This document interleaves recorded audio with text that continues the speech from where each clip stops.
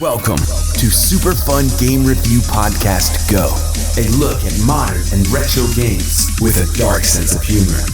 Introducing your hosts, Steve. Well, I'm a wreck now. Harry. Put it in my mouth. Clark. That man had one testicle and hit home runs, goddammit. And Joe. This went off the rails very quickly. Let's start the show. We're recording. Jesus. It's the fastest episode startup. All right. Welcome back to another episode of Super Fun Game Review Podcast. Go! Very, very special episode this evening. We're not talking about the original, but the remake, Final Fantasy VII. Remake. Remake. But to the left, my evening, Mr. Steve. He's serious, Cloud. She'll beat the shit out of us. Across from me, Mr. Joe. To the right of me, Mr. Clark. I'm a man of modest dreams. Dropping you from 70 stories up would get me damn near to good. And I'll be your host this evening. I'm coming. Now your quote? Oh, yeah. I'm coming. I'm coming. All right, but before we jump into our initial impressions, a quick word from our sponsor, followed by some special announcements. Do you mean our sponsor, Deep Creek Glassworks? Deep Creek Glassworks. Work spelled W-O-R-X. Today, X. Making durable glass goods. Handmade. Handmade Since 2013? 2013. Yes. in those crush-resistant boxes. It's not gonna crash.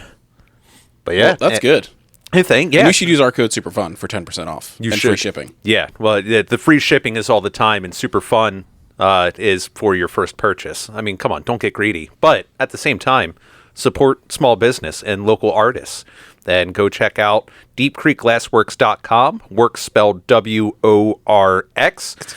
Check out their Facebook. It is still prime time craft show season, so get ready because it's just going to keep ramping up from here. Check out their dates. Go meet the man himself live in person. Before it gets cold. Exactly. And if you can't do that, deepcreekglassworks.com. Work spelled W-O-R-X. Start thinking about those holiday items now. Oh yeah, now. 'Cause, I mean, it's It's September already. Yeah. So Right around the corner. Free Get 'em in. shipping in crush-resistant boxes. Today. Today. And by the time I get done editing, it'll be December. today. Tomorrow. All right, Joe, do you want to follow up with special announcements? Yeah, so we've thought about this long and hard. So hard. And we just wanted to kind of give back to all our loyal listeners that have been part of the podcast for the past years at this point. It's been a long time. 6 years? Yeah. 6 or 7. It's been a long time. So It's been a while. we are doing a giveaway. You can find out a link on how to enter into the giveaway via our social media, starting with this episode. And Look for the Gleam IO link on our social medias. Yep. And you'll be entering in to win a $50 gift card of your choice, either a PlayStation, Xbox, or Steam gift card. Covering all the bases, just in case. Pretty much. Pretty much your choice of gaming console. We could do a Switch card, too. Yeah. Sorry. Yeah, the Nintendo Shop card as well. Nintendo eShop card as well. So $50 to, have your gaming and get in for the holidays and all that jazz. So Smooth jazz. definitely look for it on our social media. There's multiple ways to enter. In addition to that, please join us on the Discord. We've started opening that up. We have a few people in there already. Yeah, having a great time talking about what we're playing now, what they're playing now, just general BSing about previous show topics. It's been a good time. And we are all in there talking, addressing directly everybody, and it's really cool, like, just to see, like, we'll, like, randomly, like, I've asked, like, what's your favorite show topics, like, what's your favorite moments, and things like that, and it's cool to just, like, kind of get that feedback from you guys and hear what you guys enjoyed, and then it prompted me to actually go back and like listen to some of the older episodes. Yeah, and it was just like, oh, cool, like people like resonate with this stuff. Like it's great, it's awesome, and it's not even all podcast related stuff. We just get in there and shoot the shit with all of y'all, and Yeah. whoever's been in so far, it's been a lot of fun.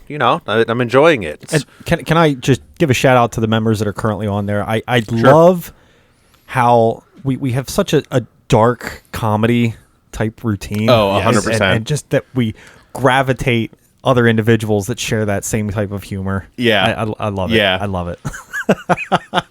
It's so dark. Yeah. It's the stuff I can't talk about around any family member, Well, yeah. Like and that's what makes, I think, that like as this builds into a community, I think that's what's going to make it like special. Is just like, oh, we're all special. We can all have like super fucked up conversations together. Super fun fucked up? Yeah, super fun fucked up. Like just dark humor and stuff like that, and really enjoy it. Super funked up. Super funked up.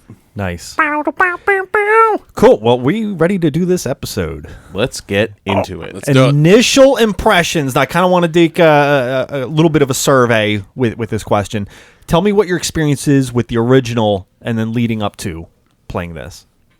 The original was something that I absolutely loved. Harry, when you and I used to talk about Final Fantasy before we dove into like the other ones, our great debate was always 7 versus 8. I was on the side of 7. Harry was always on the side of 8. I feel like that's a lot of common Yeah, Final Fantasy disagreement. Those were the big ones at the time, those were the two like powerhouses. I mean, I've done a hard shift from 8 to 6, though. Yeah, just for the record. Yeah, as have I. My time playing 6 with you was awesome and completely changed my perception on the games. But playing 6.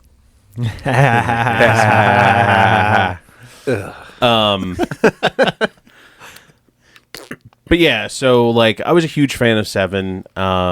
Beat it numerous times. It's not something that like I don't have a lot of recall while I'm playing this though. Like I just don't remember certain aspects of it. I was like, wait, it was like did they find 13 there? Like that kind of stuff. Like so. It was interesting to like dive into the new one.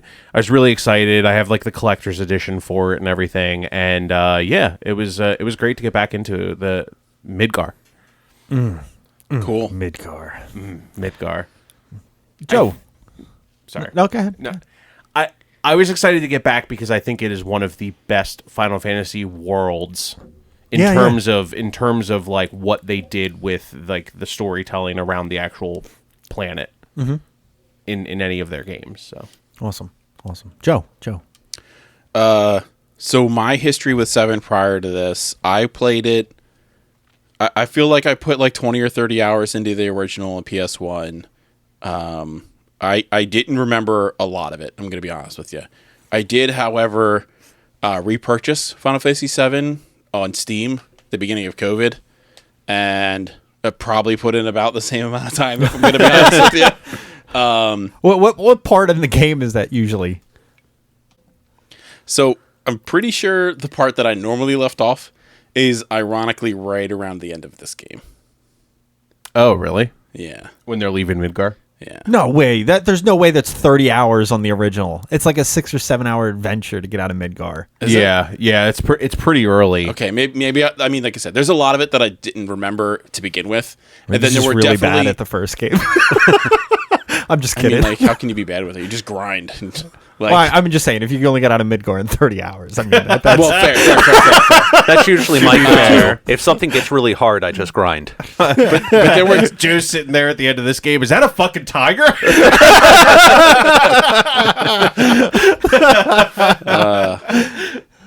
But yeah, so like I said, there was a lot of it that I didn't remember, and there was other things that I was like, that was like, oh yeah, like I remember like this scene or like this, like kind of set piece, if you will, part of the game, which I thought was pretty cool. Cool. Steve, what's your experience? My experience is about an hour and a half of the original, and that's it. Oh God, okay. Oh wow. Yeah. So Is it the first hour and a half? yeah. Okay, good. It's just the end. It's the Hey, you last- never know. Yeah, Yeah. like I was like, if he walked in like Harry playing like the middle of the third disc or some Yeah. shit, like No, it was Basically, Why just is the he- last hour and a half long fight with Sephiroth. Why is he falling from the sky with that sword? What's happening? now I at least do know about a couple large story points of it. That being, the main pop one. culture Yeah, culture just. in general. Even if Well, you yeah. never played the game, Yeah, you know something Yeah. big about it. Yeah, Yeah. Which I kept in the back of my mind because I didn't know what to expect. So we'll get into that a little bit later. But at least with that, like that's about the extent of my experience with the original Final Fantasy VII. Cool. I think it started at a point where RPGs just really weren't my thing just yet. And by the time I hit my stride with them, I just never necessarily went back. It may have been just because I remember not being that interested in it and not realizing it's because I like different kind of games back at that point. Yeah. So at least when this was brought up and kind of had a chance to kind of play and get into it, I'm like, all right, well, at least see what this is about, but it's not. How the new interpretation is. Yeah, exactly. Cool. So I did. Final Fantasy VII was one of my first like Final Fantasies that I beat. So I had that nostalgia and like just following it over the years, just getting really hyped, like because I know they mentioned and teased with it just so much. We're gonna talk about that in game development tonight, but it's been a long time coming for a remake on this. It just like the demand was there. It just Square Enix has a history of dragging everything out that they do. It doesn't matter what project they work on. It's like a century before they actually complete it. Well, they're in trouble right now. Oh, I did. Okay, with what? Do you want to talk about it in game development? Yeah, we can talk about it in game development. Okay, fair Just hold enough. that thought. Okay. Ooh, I'm interested. You should be worried. Oh no. Yeah. Okay. Well, now I'm a little derailed. Sorry. Fuck your So world, was the first Harry. Final Fantasy VII you finished? This is the first Final Fantasy that I finished. And I've played a good chunk of the series. I actually went out of my way to try to complete almost every single game in the franchise. There's still a handful that I haven't 14. beaten. Some of the earlier titles specifically. Quitter. I have 1, 2, 4, and 12 to beat. I can't wait till we get into like year 10 of this and Harry's just like, I still haven't beaten the fucking Final Fantasy games. My next 4 picks are Final Fantasy 1, Final Fantasy 2. Cool. 12, 12 2. The earlier 12, 3. ones are really shorter like games though. And we're going to beat 11. Oh no. Oh god. If you ever want We're to, recording it in 4 years. Prepare your buttholes. I have the first one. If you want to play it. No, I have it too. I have the Origins collection. Oh, okay. Anyway, so getting into this, I will say picking up the remake, I was extremely nervous about how seriously they would take the like the core material. Material. So I was like, wait. No, it works. It works. Yeah. The core material. Harry had a little stroke right in there. So that's my background. I don't want to spoil anything for the review tonight because I'm going to be super all over the place between gushing and being super critical on things tonight. So, anyway, so let's equip our Buster Sword and move into game development. Let's equip it with some enemy skill materia and move on into game development. Game development. Clark, before I start my ramble on game development facts, you got to let me know what's going on with Square Enix. Yeah. He's so so- blue, he's in the face and the balls. So so essentially like the Enix side of things. Oh, okay. I'm fine is- with that. No, they're starting to pull their money out. They're like lost like it was something involving their stocks. Like they're pulling funds from Square Enix, and Square is more of like a parasite now, and Enix is the host. So people think that Square is going to bleed terribly from this. Oh, I hope Sony just buys them. That could be good or bad. It could be good. It could be bad. It could be real bad. I mean, it could be bad if anybody buys them, but I'd rather somebody buy them than them go defunct. Well, yeah, like, let's be real. I don't think they'll go defunct because honestly, what'll happen is Nintendo will buy them again. Nintendo will own them again. You know, when Like they were when they were Then they got to put out a system that can run their fucking game. the Switch. The Switch can. I mean, they can't do. They couldn't do remake. Exactly. That's what I'm saying. Like, I mean, Square was better by itself, like quality wise, in my opinion. They made some poor decisions by themselves, but I just felt like a lot of things dropped off when the Enix came into the picture. Sure. When it was Square Soft before it was. Yeah, yeah. Squaresoft, it's so hot, so hot. or like Square Hard. It made it rise like a Phoenix. Made it rise like a penis. Dick.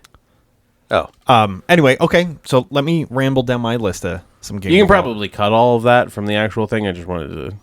Oh, okay. it, yeah. Sure. We'll see. We'll see how it add sounds. however. AKA Clark's like, you might want to just fact check that. No. I definitely read the article earlier about that. Nah. All right, so a couple things about this. A lot of the original creators of Final Fantasy back in '97 are returning for this title. And I have the list of That's what not they. where I thought you were going. Wait, what did you think I was going to Oh, say? he did. Oh no.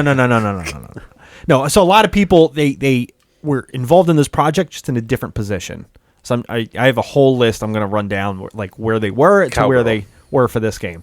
So original Jesus characters. Christ. What's that? What? Yes, you 4 know what? hours Go later. ahead. It's your edit. Yeah, it's fine. I got it. So the original character designer Tetsuya Nomura. Oh, I can't wait. Oh, Larry. Stop! Let me do it. Let me do it. Japanese games are easy to pronounce. Games, yeah. All right, so Tetsuya Nomura. He was. Stop. You mentioned the pheasant. It is over. Jesus. All right. So he was the original character designer. In this game, he was the director. The original director, Yoshinori Kitase, is this game's producer. The same writer.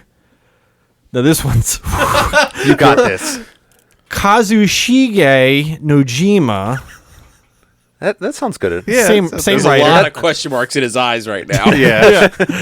The event planner from before, Matamu Toriyama, is this game's co-director, and the return of Nobuo Uematsu to work on the original theme.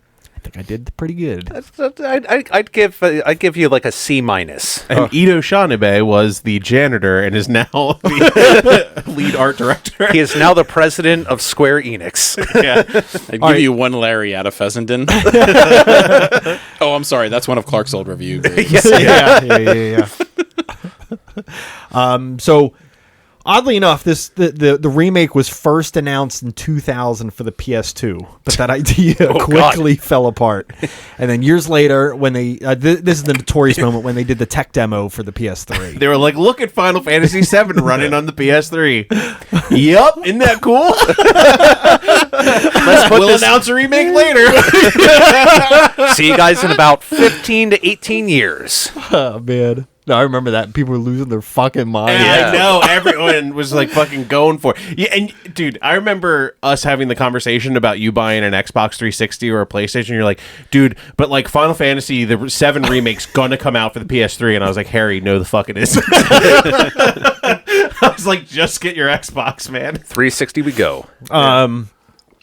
Anyway, so what was... I think the direct quote that I said was, dude, you could just get a PS4 later when, like, afterwards, and it'll be backwards compatible. I was wrong about that. Weren't the first couple of models... Not for PS4. No? Okay. No. Anyway, so it wasn't until the original creators that I mentioned up above, they all got together and they were like, we're at... And they used the quote, that age. That they said, like, it's either we do it now or it's never going to happen because we're not passing this off to, like, a younger generation to redo. kind of thing. I can respect that kind of, you know. Yeah. It's Like, this is our baby, so we're gonna. Yeah. No, they thought they thought it would be like abysmal if like a whole different generation like fucked with it. Yeah. So yeah, these fucking young people these days. Whatever we do, we can't let the people that made 13 touch this game. So they did decide pretty early on that some of the old systems from Final Fantasy VII were deemed dated, so they were going to make some small changes to the game, and which we'll talk about primarily in gameplay tonight. Why do you keep looking at me? I'm just looking around. I'm making eye contact. I'm having a Should I look like this the entire episode? Just stare at your dick, Harry. Okay. Good luck. I am. It's a square No, soft Steve. feedback. So Square Enix had a long history of making their own engine. What did I miss? You're just trying to drive It's through. square, but it's not soft. And Steve making Hannibal Lecter noises at your Nice. crotch. It's appreciated. He literally just went like this. When I was like, no, stare at your own dick. He's like, What can I say? I like it with his fava beans. That's your testes. Nice. Okay, sorry. So the old systems they were deemed dated, so they were going to make some revisions and updates to the game as they went along. Now Square Enix, SquareSoft, I think maybe just Square Enix, they have a long history of making their own engine to run their games on, and most of the time when a game was getting delayed, it's because they're still working on the engine primarily. So for this, Great they actually well, they've always done that like that. That's why they made 3 games out of Final Fantasy 13 because they spent so much fucking time making the engine just to run that game. They're like, we have to use it for more than just one title. we got to try to make our money back on this guy. We got to milk it. So anyway, they did decide to use Unreal Engine 4 for this one. Now they went back and they were kind of considering making this all just one standalone game instead of just doing the Midgar piece. They went through, replayed 7, and were like, what can we cut out that fans won't be upset about? And then, yeah. And when they got to a point, they were like, if we cut anything from this game, the fans are going to like burn us at the stake. Yeah, they pretty basically, much. so they were like, we can't fit this remake idea that we have into a single game. And that's what kind of spawned the multiple release for this. I think it's going to be 3 games, I right? think so, That's, too. That's kind of what they're aiming Which for. is weird because the original is 3 discs, but they're not like the third disc Yeah. is barely anything. If you remember, you can actually go right to like the final boss as soon as you pop in the third disc. Yeah. The second disc wasn't even that. Well, I guess second disc is Everything else outside of Midgar. No, it isn't. No, because Midgar goes up until the big scene.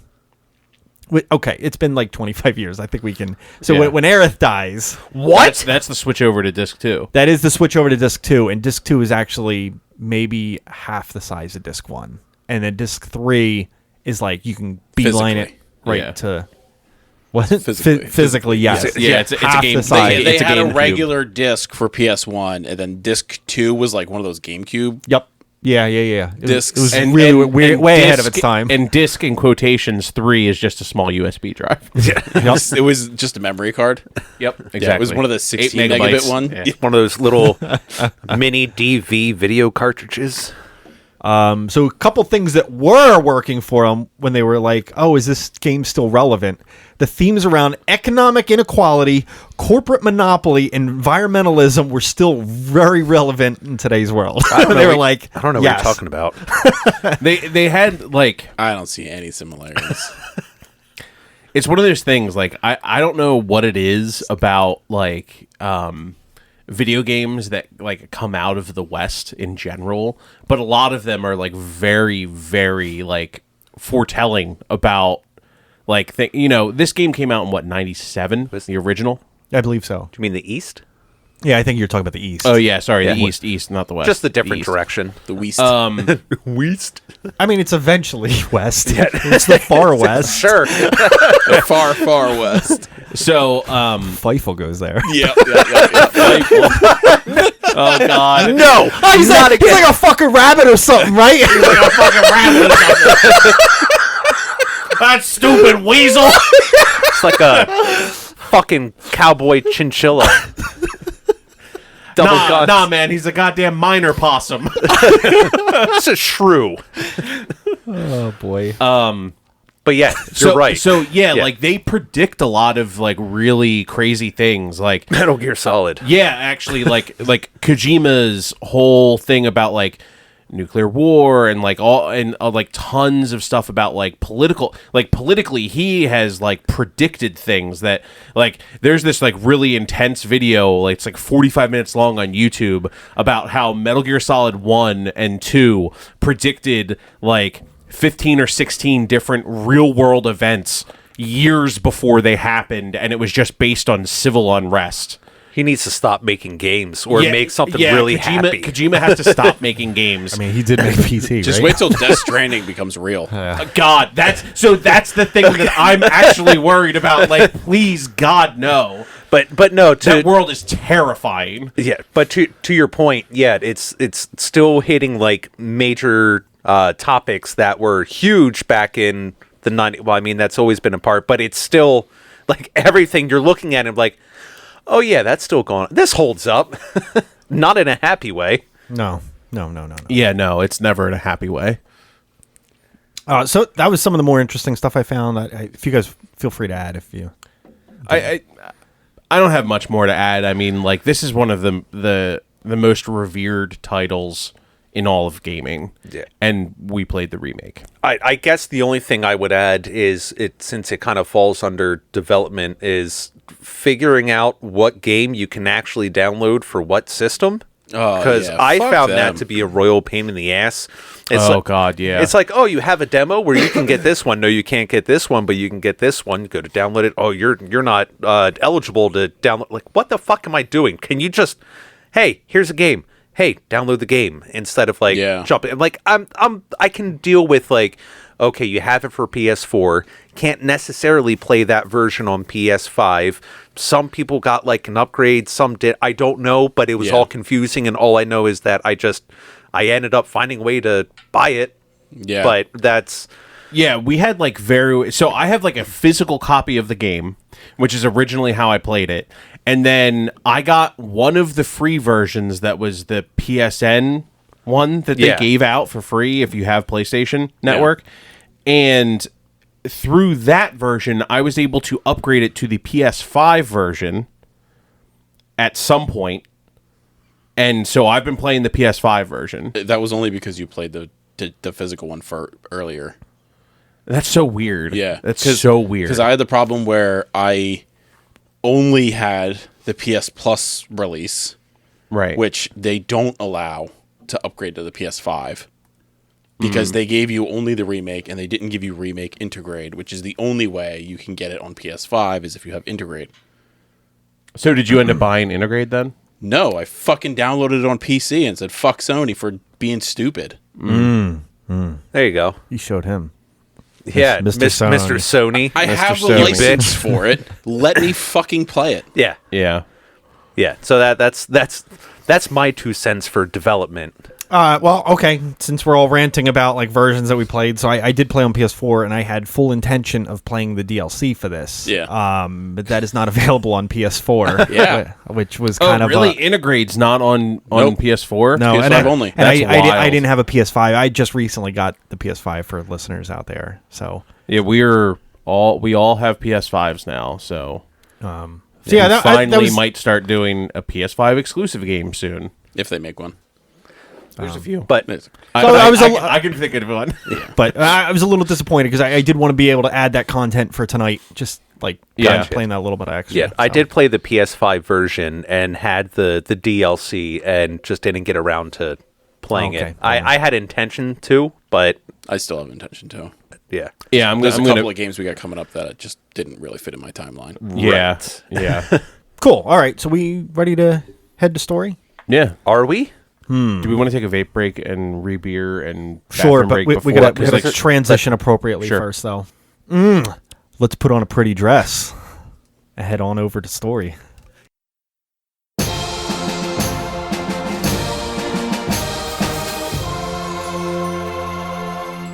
Story. All right, so we're doing story now, and don't be pissed, but I'm not going to do a synopsis tonight. If you've played Final Fantasy VII, the original, it's that plus a couple differences, and I'd rather pick them apart in our story segment tonight. It's expanded with I mean, like, I think side quests. the major and- plot points are the same, but I think that we'll talk. Well, about it it's the Midgar section of Final Fantasy VII. Yeah. It's just lengthened. I didn't think it was appropriate to do a synopsis of 7. I guess then I'll start off with a question, just being the least experience with the original. Steve has cash. I have a question. I have quit. Eve. So out of, let's say, the 3 discs, what would you say is like the percentage of the game, like of the original, that this game covered, like of the storyline? Was this only like 30% of the game? Would you say it was like Midgar's like half the game, or at least up to this point? If we were talking pure only main story Yeah, stuff, let's just stick with that. I think maybe 25%. That's exactly the percentage I was going to say. Okay. I think. It's going to... So when you get to the open world aspect of the original Final Fantasy VII, like, you could potentially... I put like 80, 90 hours into it. Right, yeah. But if you're just doing story... Yeah, just the story. If you're just doing story, you could probably beat it in like 20 to 25 hours. It's not as long as you might think, Yeah, the original. yeah. Gotcha. And then the Midgar section of Final Fantasy VII original was only like 6 or 7 hours. Okay. So just rough estimate. Okay. But so you're basically taking a 6 or 7 hour segment from the original and turning it into like a 25-30 Oh, 25-30. Gotcha. Well, hour yeah, segment. I know for the so main. For the main, yeah. they elongated the Midgar section in this Yeah. game. Hot. And Okay. a lot of it was in the form of the side quests.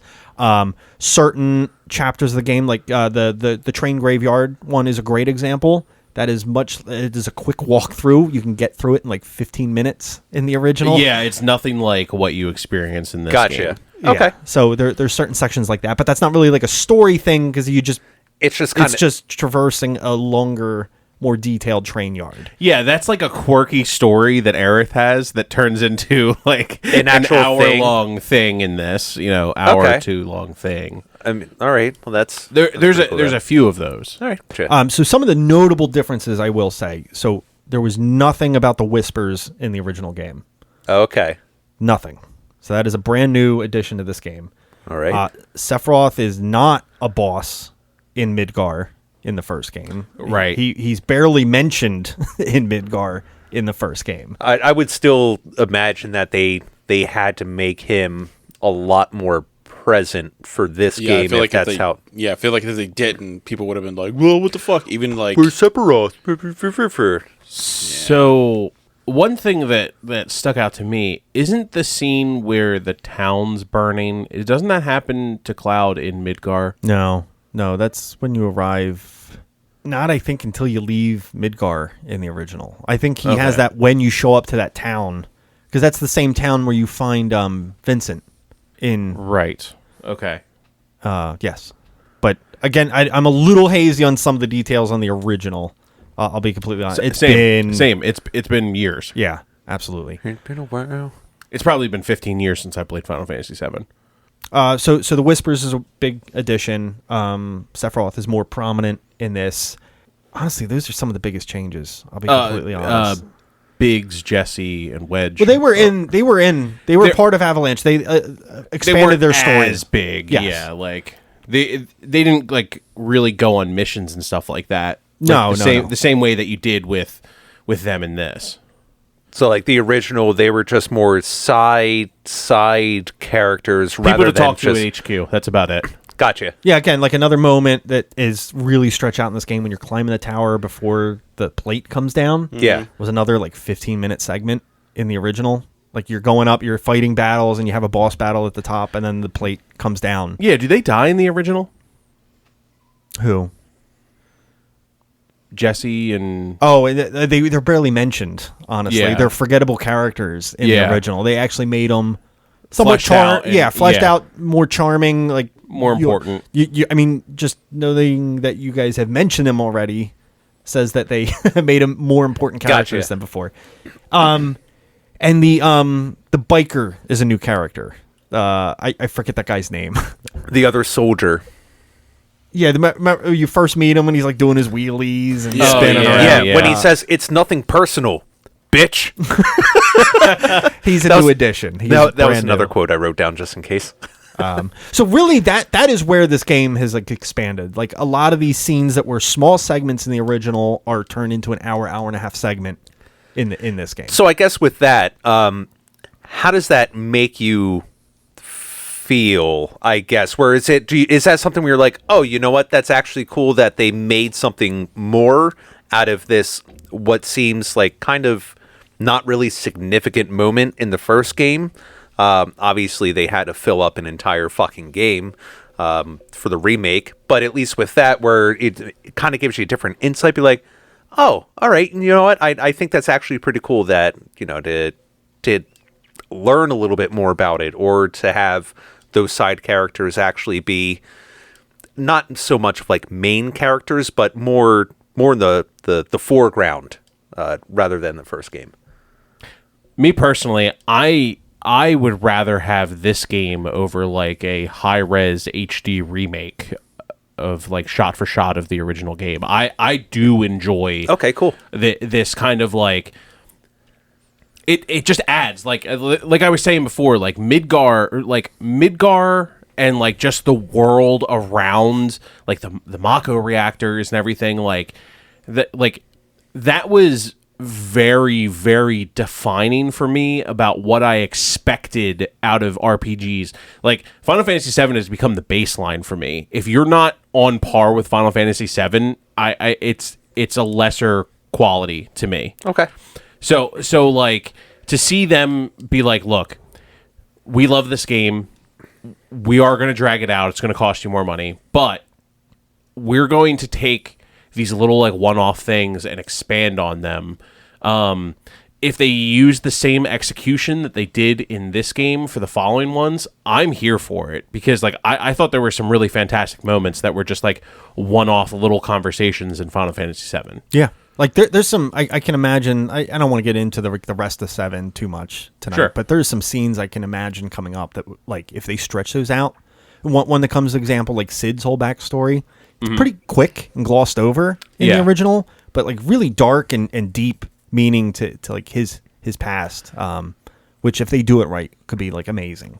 But anyway, so to answer your original question, Steve, I think Midgar from the original was probably the most defining and best part of the original, in my opinion. Yeah, I agree. Okay. So the fact that they spent, I don't want to say, maybe I'll just say necessary amount of time exploring Midgar and giving it the time that it deserves, because it is, I think, the better parts of the original game. Joe, do you have anything to add? I mean, as far as comparing the two and spending more time, I think it worked out better. As I said, I didn't finish the other two, but this one, like, I felt like the story may not have progressed fast, but it felt like it was constantly progressing because of like all of the little things, you know what I mean? And it wasn't like little one-off conversations that meant nothing every like 10 minutes. It wasn't a bunch of that shit. And it was like they actually had like character development and real emotion to the dialogue every 10 minutes. And it felt like, you know, it pulled you into the game and made the story that much better. Yeah. Like even the side quests in this, like I did every single side quest that I possibly could. Like I my whole quest bar is just all green check marks, you know? And just like there were a lot of really awesome stuff. The Angel of the Slums is mentioned like one time ever in the original. I don't even remember that being mentioned in the first one. They mention it one time. And now it becomes an entire thing. It became this entire saga through 3 or 4 different chapters of this. And even though it was very predictable, as soon as I saw the old lady, I was like, oh, that's the Angel of the Slums, hands down. Because she just knew way too much. Anyway, like they telegraphed it, but still, like, Still interesting. it was interesting. Yes, Yeah. exactly. Like it was very, very like I think what makes a bad side quest is when it's not plot driven. And every single one of these side quests had its own unique little plot. Like yeah, you're going to go like find a few people in a few different areas, but like you're trying to help kids. You're trying to rescue these kids from like, hey, they're fucking around with giant fucking monsters. Yeah, I felt like there was a lot of side quests around the kids at the orphanage. and then go. Yes, there were. Go find these cats. They're just bad kids. Well, the side There's a quests were reason kind of they're orphans. Well, so like you that's don't the deserve parents. thing. Jesus Christ. Yeah, welcome to our Discord. Yeah. No parents allowed. No parents allowed. Get out of here. God, we should change the general chat to that. No parents allowed. Anyway, yeah, so like I thought that was interesting though, because like, you know, on like a kind of like meta way, you're like, okay, well, like I'm Cloud and Aerith cares about the kids a lot. So I'm kind of like doing her a favor, like actually doing her a favor. And then it's like, it does unlock like interesting little dialogue between her and Cloud as you're doing these things. And it's like, okay, cool. Like one thing that I thought was like kind of like weird was like the whole like Aerith Cloud like love interest in the first game is kind of like forced a little bit. They're just like, yeah, they love each other. Like, you know, like. Oh, in the first one? Yeah. Yeah. They kind of force that. This, you can actually, because you're doing all of this stuff and you're seeing these interactions, it's way more believable for me. So it's like selling them more. It's shipping that relationship more. And it's going to be very heartbreaking. I kind of building on that too. You like, something to build into that, which I really like. You see that a little bit of jealousy from Tifa throughout the game, which really builds her character in a way. Yeah. And there are certain subtle things you could do. You know when you fall into the cellar and you fight that lizard after You can check on Tifa if you or check Aerith first. Yes, Yeah. and there's different storylines based on who you check Yep. first, which is really Yeah. just very subtle way of like who's Always- your favorite lady. Always check on Aerith first. Oh, see, I'm a Tifa. I'm a Tifa guy. You're a Tifa guy? Oh yeah, Yeah, I checked on Tifa first. Yeah. Same. They're I both checked- really. I knew Aerith was going to die anyway, so might as well just butter up. Yeah, Where she takes a giant katana. I will say that has always been my favorite party though. The Aerith, Tifa, and Cloud. Oh, yeah. combo. Just hands down. I think it's such a In cool. this game, though, I was all about Barrett, Tifa, Cloud. Okay. That was my go-to because I don't know how or why it happened, but Barrett just was like a magic god in my game. Like seriously, the regular cure for Barrett in mine was like 4,000 health. I had like just the right things equipped on him where he was just like, tons of magic, shooty, magic. Like, it was so good. Like, Story. sorry. yeah, Story. It's a little bleed over right there. Yeah, it's a little bleed over, but you know, like, So yeah, we can jump all over the place with story tonight, but I did have some questions I kind of want to just kind of ramble through that are kind of exclusive to the remake, just to keep our conversation Let's knock on those this out first. Yeah. So the one thing I was going to mention, it's a huge part of this game, is the difference. Is I wanted to talk about the whispers a little bit, which are the figurative and literal plot armor for characters in a way. Yeah.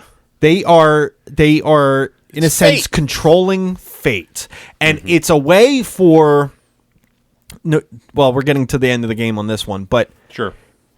by defeating fate, it's the creators of the game telling the player, like directly, like breaking that fourth wall, saying, "Hey, we're gonna change shit from here on out," and you're the ones that did it because you're the one that defeated the fate monster. So our hands are clean. Yeah, this is on you, fucker. It has so many levels of meaning, but like within the game, and there's even this sense of even like the characters of the game thinking like, "Hey, did this happen before?"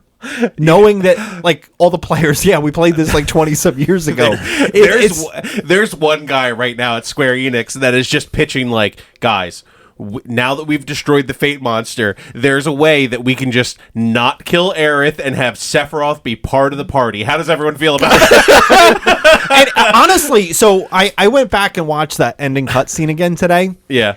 And you know when like it's just Cloud and Sephiroth and they're talking in the in-between kind of world type thing? It almost sounds like Sephiroth is like, Cloud, like you got to see the bigger picture here. Like if we work with me and I don't have to kill her kind of thing. We can make so much money if we're just on the same team. You know what I don't have to do? Nudge, nudge, wink, wink. She's like, you can go ahead. You saw the premonition. It just I see the creators. You saw that dead body who you holding in a pond. You gonna pick up that materia, big boy? It's just I don't know. It's just I feel like the creators were very heavy-handed, speaking directly to the player through the characters. It was just very odd, like different levels. We're all gonna over the place. destroy fate. Like, Yeah, and it was that was the most like that was what I was worried about going into the remake. I was like, how true are they going to stay to it? And like for majority of the game, I'm like, it's true. And then that last chapter hits of the game, and you're like, oh. This is where everything goes a little crazy. Yeah. Gotcha. So a lot of ambiguity at the end of the game there too. So I didn't know what your thoughts were about the fate quotations. I don't know. And, just kind of getting into... I mean, we're looking at it from a perspective of like a fresh game. Cool. Yeah. Like, you know what I mean? I don't know what to expect except one scene that never happened. So I just kind of going in with a fresh mind. I'm like, all right, this is like an interesting, this interesting way to go. I think the way it was kind of put together as like a fresh player gets me set up to where it's like, oh, another one? Cool. I'm on board with it. I think they really gave a lot of depth into the backstories. I know we already said this before, but at least just like in general, like not even like comparing it to anything else, to really get that sense of like kind of emotion, or get emotionally invested. That's what I'm looking for with each of these characters, because you're able to kind of get more of the backstory. And I think what I hear you guys saying a lot about being able to connect with it more as compared to the first is because the way it's being told. You're actually hearing people speak. You're hearing the inflections. You get to see the look on their face. And I think that's important for a game like this to really get the most out of the story that you really can. And yeah, I mean, I have no qualms about the story, as, sitting where I played. There may have been like one or two things I'm like, that might be kind of weird. But then I just threw it off as maybe it happened in the first game. So, I won't question things. It's Final Fantasy. There's always going to be something weird happening. Right. Yeah. Something that actually just like I thought about. Did Sephiroth take Genova in Midgar? In the first game? I thought that was yeah. He took like an upper torso. I thought that was in a mountainside. You go into a cave and follow him through a cave. You're right. That wasn't in Midgar. Yeah, but there was like 3 parts to Genova though. Like I think he was collecting pieces all over the place. Okay. Because that was a lab where they were creating the soldiers, because they had all the in the mountainside that you're talking about. Okay, yeah. But he did steal something from the lab at the top of the Midgard Tower or whatnot. I again, I don't remember all the details from the original, but I believe you're right about that. Yeah, that whole portion of storyline, just at least in this one, getting to this, that was just, we were kind of looking at it, and you kind of see like some of the connection of what like Sephiroth, and when you start learning about Genova just a little bit, that was just I don't know.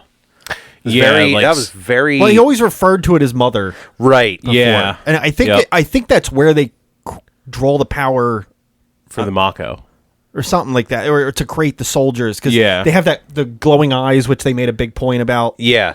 Oh, you have the Mako eyes. Yeah.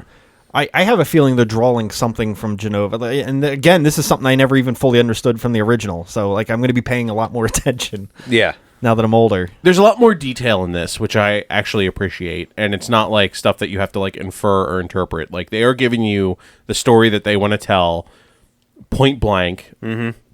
They're explaining it, and it's great. Like, I'm excited to see more Sephiroth in the next one. if they go that route. Although, Harry, you made a good point about the Fate thing, and now I'm actually kind of worried about what the next one's going to be. The same. I've been worried. Yeah, like. Well, It's just gonna I have other theories I want to throw out tonight too. You buy the game and it's just like they just call it FF Remake, and you're like, why isn't it 7? And the first scene is like a motorcycle pulls up and just Squall Lionheart steps off of it, whips out his gunblade. Well, like so like one of the things that they started doing in this too is they started incorporating Zack. Well, okay, that's getting into one of my theories. Let's hold Christ's that. core. I know, but Okay. Wait until we wrap up the story conversation. We'll get back to that. Okay, all right. Because that's new. That is another new thing. Well, Zack was mentioned in the original, but mentioned, but Okay, it's not not happening at the end. It's happening now. sorry. All right. Yeah, I'm sorry. Let's just do it. Yeah, let's just talk about Zack for a minute. At least from what I read, because I looked at shit after I finished this game, because I was curious of like, who's this guy who just popped up twice in the game? And it Cloud Doppelganger. yes, Kind of Best friend, pretty much. best friend from the war. dark hair Cloud, and they basically said, Dark hair Cloud. you may Not have Dark like Cloud. not Dark Cloud, completely different thing." Trash. 1 out of 10. That's the lowest rated game I've ever rated. They did say it's like, oh well, if you just played the remake, you're going to have no clue. But they did say it's like, no, he was actually referenced in the original where like Zack helped Cloud, or at least was trying to help him like out of some forest, and then was stricken down by soldiers and basically was like supposedly dead in the first one. And he Right. was. He's dead in the first one, but in this one, it seems like Zack survived. No, Kind of. no. Well- Did you see how they pass through each other in that cutscene? It looked Yeah. like I think they're going to fuck around alternate with timelines. Yeah, alternate Yep. timelines, multiple universes that they're fleshing in and back and forth. Now that the Fate monsters are destroyed, these two timelines can mesh into one. I'm just saying. It's why it makes me scared. It's like, and you know what? The Fate monsters were an embodiment of the fans who didn't want the game changed. They were demonizing people that wanted to keep it. Oh, Jesus Christ. That is an indictment on the entire game. So we killed them. Yeah, these guys. Yeah, we're killing our own innocence wanting to. Yeah, it's just. Sorry, I'm telling you, it's going to be wild if you get to control Sephiroth. That's all I have to say. I know. It's going to be another 15 people are- years. It doesn't matter. Yeah, it's going to be another 15 Maybe years, by the but- time we're 65, dear, they finally made the third one. I shit my pants. Anyway, just to keep things moving, I did want to Yes. jump into some other please. questions.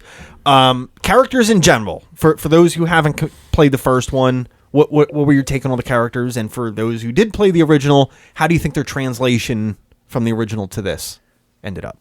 I was actually interested in the characters. I'm going to be honest with you.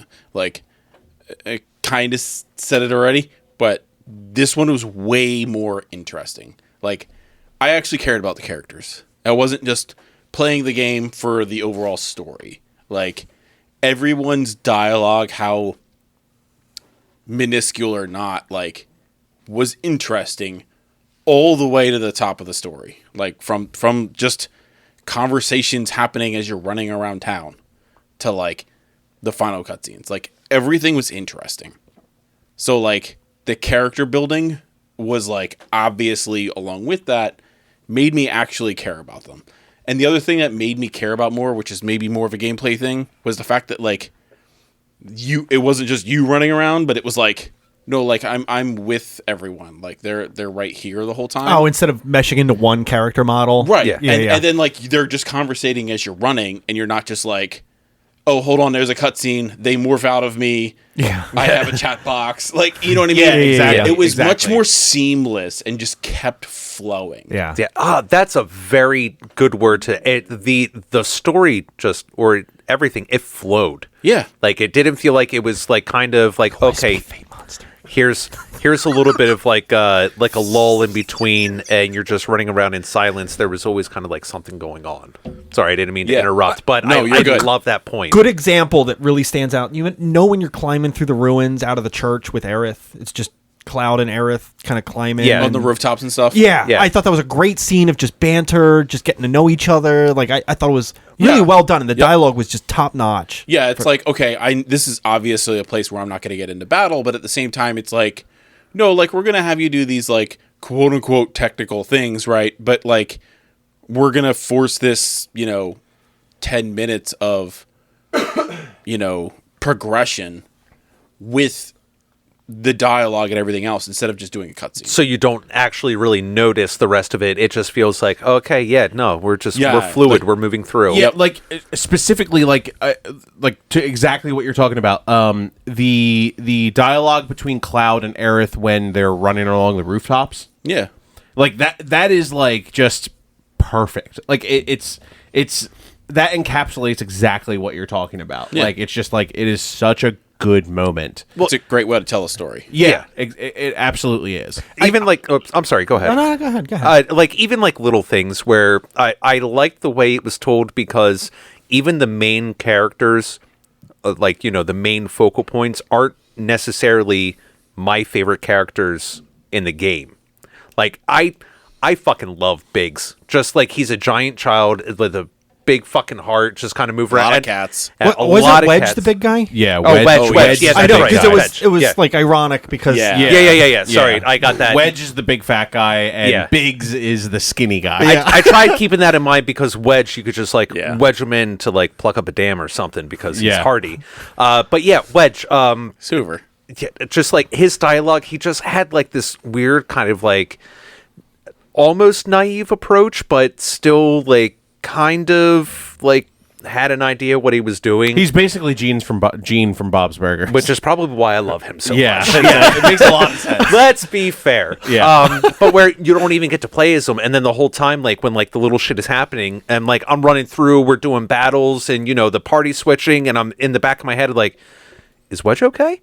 It's like I'm pretty sure Biggs is dead, and then surprise, he's not. I'm like, oh, okay, cool. And then it's like, oh, well, maybe Jessie's dead. Maybe she'll come back. I don't know. I'll find out in the next game. Jesse's like dead though. I think Jessie and Biggs are dead. I think Wedge was the only one of the three that made it out. Oh, I don't know. Oh no, they're both in Final Fantasy 14.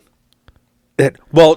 So it's a different universe. Hold on. That's the afterlife. I was going to say, kidding. to be fair, Biggs and Wedge show up in a lot of Final Fantasies, but at least... Well, they're reoccurring characters. Yeah, so they're reoccurring names. I know, they're different. I'm not trying to go down that... Reoccurring names, not characters. Not trying to go down that road. But at least in this game, Biggs is not dead at the end. Or at least in one of the universe, he's kind of like resting or something like that. Right? He's bandaged up in a bed, and he kind of wakes up, and like when they do like the pan, it's in the like the last scene when it's going through like everything. He's just in a bed in the one town, I think near the orphanage. Yes, yeah, it was. Jessie was not seen though. No, she was not. No, she was a little higher up on the tower too. She made it up a little bit further, but at least where it's getting into like one less person trying to suck on Cloud's dick. Oh no, yeah, she wanted it bad. She wanted it bad. She wanted it bad. I was like, oh, are they gonna go this angle instead of like, because they flirt with that line with Tifa and Cloud being like the childhood friends and like they're kind of like oddly close. But there's that one scene where you show up to her like little shack at night, or like I forget what the dialogue options were, but I know they weren't clean. There was one that was like very dirty. Well, there was a thing. It's like, what do you want me to wear? And it's like, oh, what do you want her to wear? You can wear nothing. Yeah. Whereas then Jessie's like, at least like Tifa might kind of like dance around it a little bit. Aerith kind of throws a little bit. Jessie is direct and she knows what she wants. I like Jessie's that. Jessie's like, you're cute. You should come back to the bar with me. You want to go do a little something on me? You can put your avalanche all over my face. but at least getting back, trying avalanche to get back. And that baby sauce. Yeah, no, I got lost. Yeah, I know. And then just an image of Barrett yelling and firing his gun off in the air. Ah! Oh, are you coming to? Oh God! Oh, too much wine. Oh my God! That all right, yeah, that's like sound. We'll get into that. Yeah. So, couple things I think they did a great job with, like translation wise. So, 2 characters, maybe 3 out of the 4 notable. Cloud, they kind of made him less of a stick figure guy in the first one. I felt like he had almost no personality. Okay, he had like no personality in the original. It gave him a little bit more depth. Aerith was like the like completely innocent, can't be harmed, whatever in the first one. I felt like she was swearing a little bit in this one. She had some like she was stuff. She was way more bubbly. Like she was just kind of like she had life. Yeah, like that's like what she they, didn't. like, She didn't. Wasn't like the closeted like doll. She type, was a free spirit. Yeah, I love Final Fantasy VII, but I feel like they did they gave the characters more life in this. Yeah. In general, and I think it's just a testament to the remake. And Barrett was like a stereotype black guy in the original, and like they actually made him legitimate. I want to say, yeah, like they backed off of the stereotypical stuff, and they kind of just made him more of like badass action hero type of guy now. I guess there's the difference between making a game in the mid '90s and making it in the 2020s. Yeah, I mean, they started it in the late 90s too, so fuck it. yeah. Fair.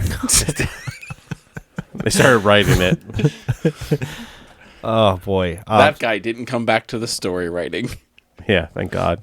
Tifa was like the only one I thought was pretty unchanged. I mean, they made her better, but like I didn't see any huge differences from like.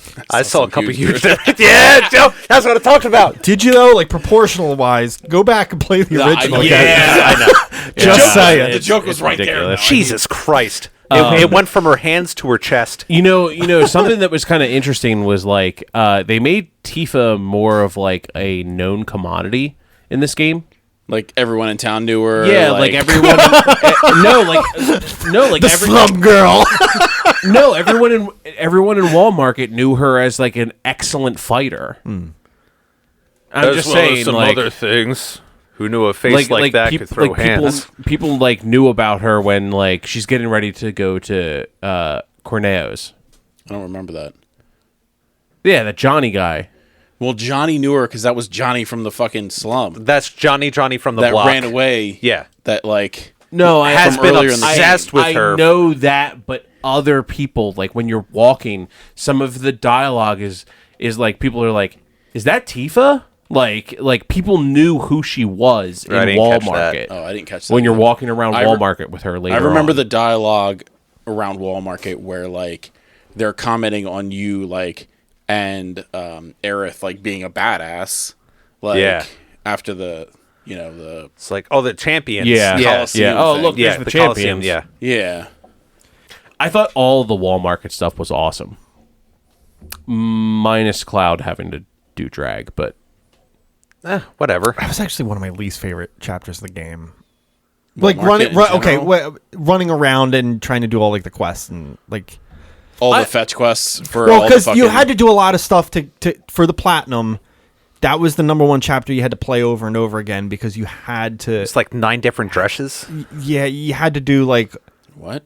Everybody had to have the different dresses. Like you had to unlock all 9 dresses. Three for Cloud, 3 for Tifa, 3 for Aerith, and Yeah. that chapter was also linked to 2 other chapters based on decisions that would reflect on that. So I ended up playing like 3 chapters a lot, and this was one of them. And I just I don't miss it. Which in some of this would just say dresses in gameplay, but like certain decisions will That give dance you scene, certain though. certain Yeah, certain I got dress. that Yeah. part. What's that? That dance scene though is clutch. Loved it. You mean DDR? Yeah. When you play DDR in Final Fantasy VII Remake? It's fucking wild. Nailed it. It's fucking wild. Oh, the man. mini... Oh, yeah. He no, just jumps on stage and knows that Yeah, like the gameplay. Yeah, that's Gameplay. gameplay stuff. Okay, sorry. Yeah. All right, so moving it along. Yeah. All right, so let's talk about Sephiroth again. He was more ominous, and that's hard to do for Sephiroth. He was more ominous than the original. And then I wanted to touch on, and this kind of ties into the ending a little bit more again, but his 7 seconds quote that the internet has exploded about ever since this game has come out. Clearly, does- I don't remember It it. does not stand out to me, the 7 seconds thing. What? I don't know what you're talking You know, about. like at the like very- that pause at- moment where he has that conversation at the one-on-one very with some- end. It's like Yeah. 7 seconds, make a decision. Like, Yeah. Oh, like what yeah. were you going to do at that time? A lot I of just assumed that's what he meant was like, oh no, it's 7 seconds till the portal closes, which is kind of ties into the whole like interdimensional timeline thing. I think a lot of people are referencing it's like so in the original game, the cutscene of him falling onto Sephiroth with the sword is 7 seconds long. A lot of people are Oh, he's saying- like foreshadowing. kind of that's what people are suggesting. That's what I wanted to, it's an interesting theory. People suggest a lot of things. Yeah. If there is a way for Cloud to save Aerith in the next game, because that's where it's going to happen. Probably. If that happens, the internet is going to fucking explode. Although Square will make a lot of money for it anyway. Well, here's the thing. Square talked about they had storyboards for Aerith throughout the entire game. They decided to kill her towards the end of development for the original game. So it's interesting. Are they going to be like, okay, so surprise, we're going with our original, like the original ideas. Like maybe they drop Remake from the next one. Maybe it's Final Fantasy VII Part 2. Like, could you imagine Final Fantasy VII X2 Ultra. Could you imagine if they were just They like would this- add something weird to it. It's not just going to be 7 Part 2. They always do something fucking weird with their titles. P2 Part 2 Retrograde. Lightning returns. Yeah. Part 2 Lightning Returns. We would not know anything about weird fucking titles for things. Yeah, at all. no, not at all. No. Go. Final Fantasy VII Remake Part 2, go! Dissidia! God. Dissidia, the return of Lionheart. I'm telling you, Squall is going to be in the next game. I'm just saying, Well, we'll if see. they kill off Aerith, I just want Vivi. I'm just sorry. That's VV, yeah. Joe's jumping ahead a whole nother one. Give me 9. I want Give me him now. 9. 9 was great. 9 was fantastic. It was all right. We already kind of talked about that. Like, again, I think the creators are talking through the characters again, like making them wonder, like, did this already happen again? Maybe. And I feel like Aerith, in a sense, can see the original Final Fantasy VII. Like she gets that look with the Fate creatures in this game. I don't know Yeah. if you guys have felt anything around that. Like, she has a deeper connection, I feel, than the other characters. Well, in the game. so what was interesting too that I noticed was in Final Fantasy VII, every time Cloud had his headaches, he would always recall a memory. Mm-hmm. But the last couple of headaches that he has, he's seen into the future, or he's seen into what happened in Final Fantasy VII. Yeah, I at least, like, for me, when I saw that, it was almost like where it wasn't necessarily like he had a few where it was kind of like flashbacks almost, because I remember Cowboy Tifa, but there was like a few where it was more like hallucinations. There was a than flash upset. forward there. There's definitely since you haven't played it, like that scene where he's holding a body in a river is like when Aerith dies. Okay, He's yeah. holding Aerith. I understand what you're saying, but no, there's also where it's just like he's having full on fucking hallucinations because he has like a slight headache, and then the guy with the number tattoo comes out of the door, like when you first make it to the slums, and he envisions him as Sephiroth, and all of a sudden then he's getting like he's pulling his sword, getting ready to like kill this fucking dude, and then Tifa's like no, and then it's like the sad guy in the fucking hooded cloak. So it does kind of see where it's interesting to hear about where it's almost like a flash forward or maybe a premonition, something like that. But otherwise, then he's just like full out like hallucinating, like But in real time. that specifically, like him with Aerith, with what Harry is saying about the 7 seconds of time, and also the idea of like killing the fates. It would be interesting if they are going to move forward and like not kill Aerith. Yeah, we'll see. I mean, it's also kind of brings out like a different like a different way of looking at it now, knowing that like the Whispers weren't in the original. This is a brand new thing, and Aerith has such a strong tie to it because anytime they'd pop up, she was always seemed to kind of be comfortable and like around it. So where are they really gonna start taking that, and like where's the crossover between the two? Well, she's like really comfortable around every spirit creature in the game because she remember she kind of like makes friends with the one ghost. Oh, yeah. too, Yeah, in like the train kids. yard. She's just like, oh yeah, like they like don't hurt it. They Like just want to play or whatever. Yeah. Yeah, well, yeah. I also think that kind of comes back to when she had her own little flashback to when she was playing like hide and seek as a kid, and maybe she was left around, like she was already like familiar with the train graveyard, and maybe already had these interactions, so maybe that's where all of this kind of started. Also, maybe? to be fair, she's not a human. She's an ancient, which is like Yeah. completely like a different. Like, Yeah. she looks like a human, but she is not a human. She's on a different realm, like yeah. entirely. She was talking to plants earlier too. So Yeah, I mean there were some mean- really nice flowers. Yeah. no, like they were actually communicating with her. Yes. I mean, no. The other thing I do want to mention, just to kind of gush on the game a little bit, like what chapter did you guys enjoy the most for whatever reason? But That's tough. Yeah, that is very tough. or if you want to sprinkle in a couple segments that were highlights. Okay, so honestly, I liked the last chapter because it was so different. Like that whole getting off the bike on the highway, like that didn't happen. Like that whole thing, like they just ride out of Midgar. Well, they ride to the end of the highway and look out, and then that's like Then they're out in the desert. Then after that. That whole fight, though, like chapter 18, where basically they decided to make it fucking wild. Like they like all of chapter 18 is completely different. Like, you know, the second you decide to go fight the Fates and you're fighting the Whispers and the three different named characters. Like, did you notice they fit Bahamut in here? Mm-hmm. Yeah, a little early in the series, but well, their whole they had to stick to the three principles of a Final Fantasy game. Were summons in the original? yeah.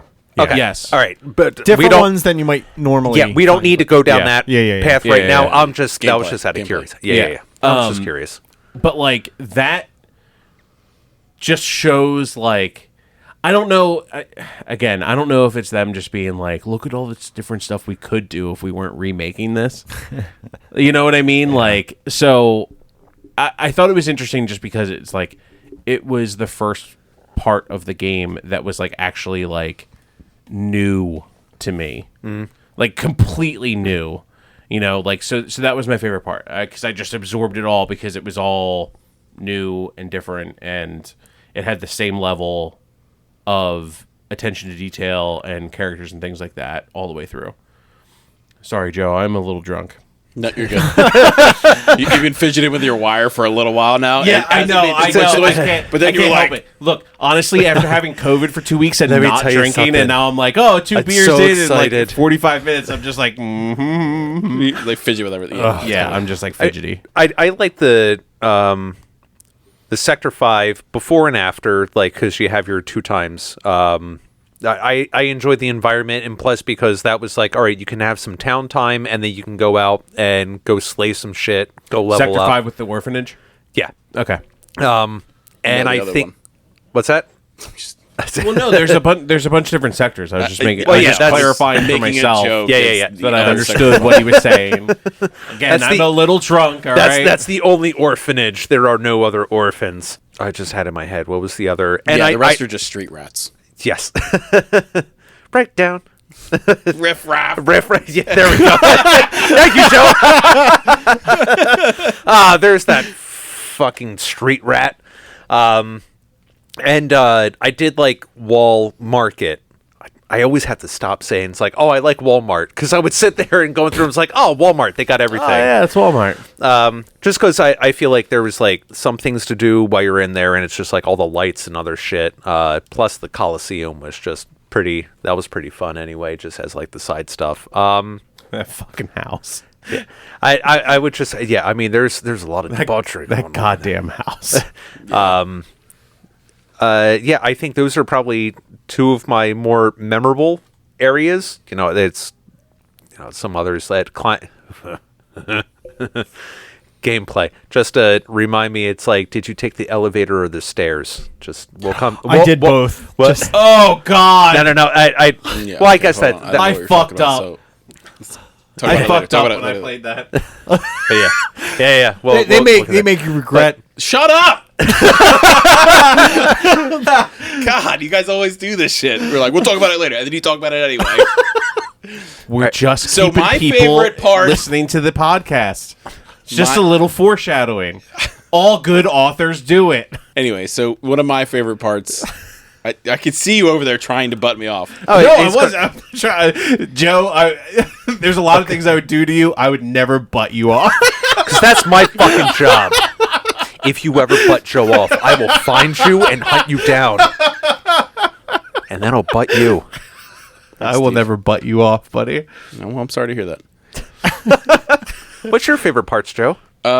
So mine were actually kind of more of the traversing areas. So one of mine is actually the underground collapsed highway. I thought that was a pretty cool area. Seeing the thugs in there along with the monsters and stuff like that was cool. Oh, with like the giant robot hands that you had to. The thugs that you see everywhere in the game. Yeah, It's yeah. awesome. Yeah. To do the dress thing, that's another one of those chapters. The arm using the arms like one playthrough was fun. Imagine doing that like 3 or 4 times. Yeah, no thanks. Speak for yourself. Anyways, the other one that's really memorable to me, we already kind of touched on, was actually the train graveyard. I really enjoyed that, and like, again, the constant character developing, the interesting aspects of it. Watching kind of Aerith relate to these, I'll call them orphans. In the train yard. Yeah. Orphaned spirits. Yeah. I just thought that like those parts were still genuinely interesting with me, regardless of them not being like major plot points. Like they were still really fun to play. They were like watch progress and all of that, and they were non-standard enemy types in those areas too.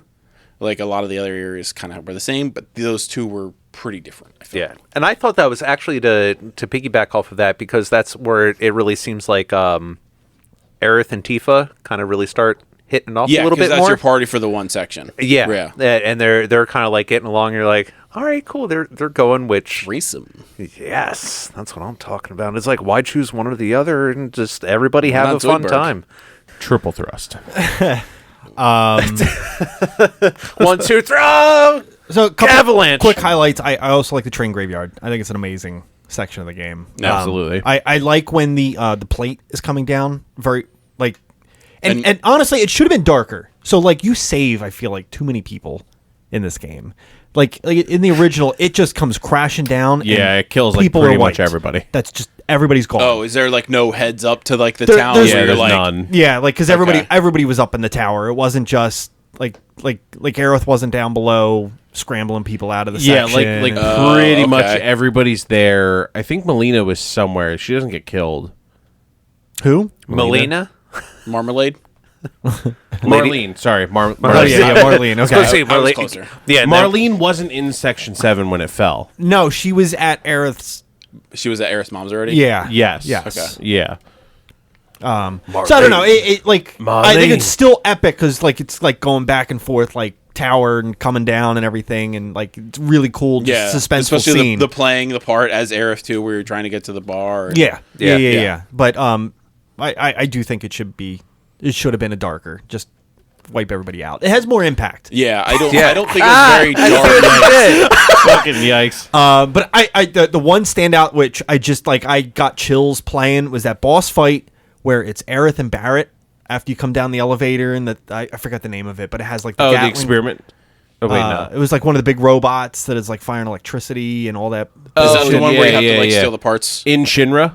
Yes, In like as Shinra you're coming HQ? down Yeah. the tower. Yeah. And it's just those two fighting, and then you get to that point where you like stall it out, and it's like powering up its beam, and you're just trying to fucking unload as much damage out Yeah. before it like pumps out. Like, Yep. I just thought that just felt like awesome. Yeah. I loved it. That's such a cool scene. So, yeah, those are some of my highlights. Did you throw out any that you wanted? Or? Yeah. Yeah. Yeah, he said the last chapter. Yeah, the Oh, entire yeah, last you're right, chapter you're right, where they you're right, changed you're right. everything. Anything else you guys want to talk about in story before moving on? It's, the only one last thing I know I just kind of touched on is just it really just actually seeing not just the character development as like the player to the character, but getting to see the characters build character with each other, or kind of Repertoire. yeah, exactly, get to see the grouping, and where maybe it's like, oh, who's this? I don't know who this is, and then by the end of it, it's like, we're all fucking best friends, let's save the goddamn world. I'm like, yeah, me too, I want to do this too. The ongoing banter was just perfectly Banter executed. is hard in text boxes. Yes. Yeah, It is. And having that voice acted really changes it. it does. It a completely different plane to like take in the story, instead of like just reading and actually getting to feel the emotion in it too. I was actually like somewhat overwhelmed when Cloud falls into Aerith's chapel the first time and like lands on like the flowers and stuff.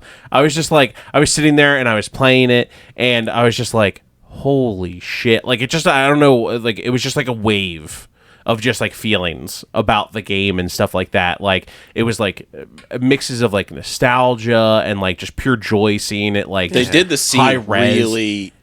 really close to the original one. Yeah, It was like the same fall FMV and everything like that, but just like in the new engine. And it's just like I felt more attached to Cloud at that point. Yeah. And I was just like, it was just an awesome moment. Like, it gave me goosebumps. Mm-hmm. I was just like, this is fucking crazy. I was like, holy shit! Like, this is like Aerith. Like, this is like huge pivotal point in the game. Yeah. As far as like story and all that shit too. It was one of those weird things where, like, in my head, I was like, "Oh, I haven't seen Aerith in like 15 years." Oh, it's nice to see. Because, like, it's just like I haven't like seen this character on my TV in like 15 years. Hey, man, how you been? Yeah, like it was just like a weird thing. Exactly. Yeah, it makes you all like warm and Yeah, fuzzy it was, like, feeling warm and inside. fuzzy, yeah. Exactly. Yeah. Two other characters. Sorry, I don't mean to keep staying on I story. have a question about a character we haven't really touched on yet. I was going to say it was Go nice on. to see Reno and Rude kind of fleshed out as characters Yes. too. It's really cool. Yes. The Turks. I think I know the character that he's going to ask about. Yeah. Go ahead. No, don't interrupt. So my question is about Red 13. Oh, So you vaguely mentioned it at the beginning, yep. where you were like misremembering things, and you were like, "Did they?" And like I couldn't remember either, and I've been trying to figure it out. I think like Red was in prior to when they met him in this game, right? No, No, they met him at the same point. Was it? Okay. He was in a cage, just in the top. He was an experiment that they stumbled upon in Shinra Tower. I thought he ran away. Like, I thought you can free him, and then you don't actually meet him until you go to his village. No, he's there with you. Is he? Yeah, Okay. I do remember He- fighting with him in the tower, but I couldn't remember how he first entered the party in the original game. Okay. Is the part where like super hazy for Yeah, me. no, because I have it implanted in my head like that cutscene where they're escaping the tower in that blue rusty Yeah. 3-wheeled truck. Oh, yeah, like he him is sitting jumping in the in the tuk-tuk. back, Yeah. he's sitting back with Barrett. Like I have that like CG cutscene just in my head. Yeah, you're right. Huh. The truck had 4 wheels in this one, I think. Did No, it? it didn't. Oh, it didn't. It was a single wheel in the back. Yeah. Yeah, I know it's a weird vehicle. I do remember that. That could not keep up with the it's a motorcycle. Dacia. Yeah, That's what I wasn't it on display like when they get to Shinra? Yeah. and Yeah, like when you see yeah, it yeah. when you're first entering, you're like, "Huh, how about that?" Yeah, and you see that in the we're motorcycle definitely going to right be next to each other, escaping in like, that in a few hours. Yeah. I remember that. Tifa like does a backflip off of it to get to the security card. Yeah. Like, oh, okay. Awesome. Well, let's Oh, wait, hold on. My God, I got to piss. No, there was another character I wanted to bring up. Oh, sure. Kate Sith. Oh, was not in Midgar in the first one, but made a very quick appearance Yes. in this one. Kate Sith's just like there randomly, and I was like, I think there's like 2 appearances. You see them in like a cutscene early on when you get into Midgar, and then at the end when the plate's falling, you see them again, and you see that they escape. Who? Kate Sith, the cat, That little crown black on cat. it. It's a quick. It's like real fucking quick. Okay. It's literally. I can they're see on- him missing it though because he doesn't like know who that character is. So it's like it doesn't mean anything. It's to him. just it's like it's a sentient cat pretty much that has like a little crown well, on its head. It's not just that. There's this big white stuffed animal that like it's like Yeah. it's a character at like a Disney park. Okay. It's Yeah, like it's Imagine a that. mascot. Yeah. Okay. And somebody's controlling it from a distance. Yeah. Yeah. It's a weird fuck. I don't know how they're gonna work that into this. Yeah, it's gonna be interesting. Let's be real. Well, they're gonna have to do Yuffie too. Well, that's in the expansion. She's one of the first characters you come across right after leaving Midgar. As soon as you go in the woods. Yeah. Yep. Anyway, let's random encounter our way into gameplay. Gameplay. All right, gameplay. I took the stairs. Oh, Yeah, just get into it. Yeah, go ahead. I've done both. I don't know what versions. scene you're talking about. You know when you have to get to the top of Shinra Tower. Oh yeah, I and took the stairs. So did I. I was like, elevator seems like really quick. You might get a battle or so, but I feel like the stairs, I might be missing something because it's probably going to take longer. No. There's a lot of character development though. Oh, there is Yeah. like for like 20 minutes. Yeah. It's a full fucking 10 minutes. You of know fun. what? I like how they just bitch more and more too. The higher you get up. So Like, oh I my was God, so planning many on stairs. stopping playing that night at that time, and I was like, well, I'll just like go up the stairs. Yeah, I'm expecting to like go And then, up like- like and then, 5 like- floors and then it teleports You didn't to the remember last that from the 5 floors. first game though? Like that was a huge decision in that one. No, I didn't remember it. Oh. And the worst part about it was like late at night for me, and I'm like playing, and I started to like doze off because it's just the same thing, and I'm like, And just looking at the numbers on the wall pass by. yeah. I was like, all right, there's 35, there's 39. I literally was like, it's been 10 minutes and I still have 30 floors to go. Like, Another day, another trouble. like, Climbing oh- stairs is such a struggle. Oh, there's 44, and then I like closed my eyes. And I woke up and I still had my finger on the controller, like pushing forward. And I'm just like walking into the 45th floor. I was like, son of a bitch. I closed my eyes. I dozed off for 5 minutes while I was doing that part. I was like, God damn it. No, I think the only difference is so if you take the elevator, I think there's like 1 or 2 random encounters, but I think there's a encounter where some soldiers get on the elevator and everybody's just like play it cool kind of thing, and then they get like off. And I think there's some I don't remember all the details behind it. It's like the Captain America meme. yeah. But it is way quicker than the stairs. I will say that. I'm jealous. I should have fucking taken the elevator. Fuck. Nah, I enjoyed it. Looking back on it, I probably would take the stairs again. Now, I looking would- back on it, I would definitely take the elevator. Yeah, I would take the Not elevator. fucking around with that. All right, so I thought it was funny. a couple things to kind of gear the conversation and gameplay a little bit. So what do you guys think about the weapon upgrades? So I want to go real basic first, actually, before we do Oh, sure, weapon sure. upgrades. Did you guys play standard? I Or fucked did you around with play all. classic? I did both. I played normal. Okay. Steve? Classic wasn't as Uh, classic as you might think. I know. Yeah, It was a disappointment. Yeah, I just played what they gave me, where you're, it had Standard, okay. standard like switch between characters and So in that aspect. classic was a fucking joke.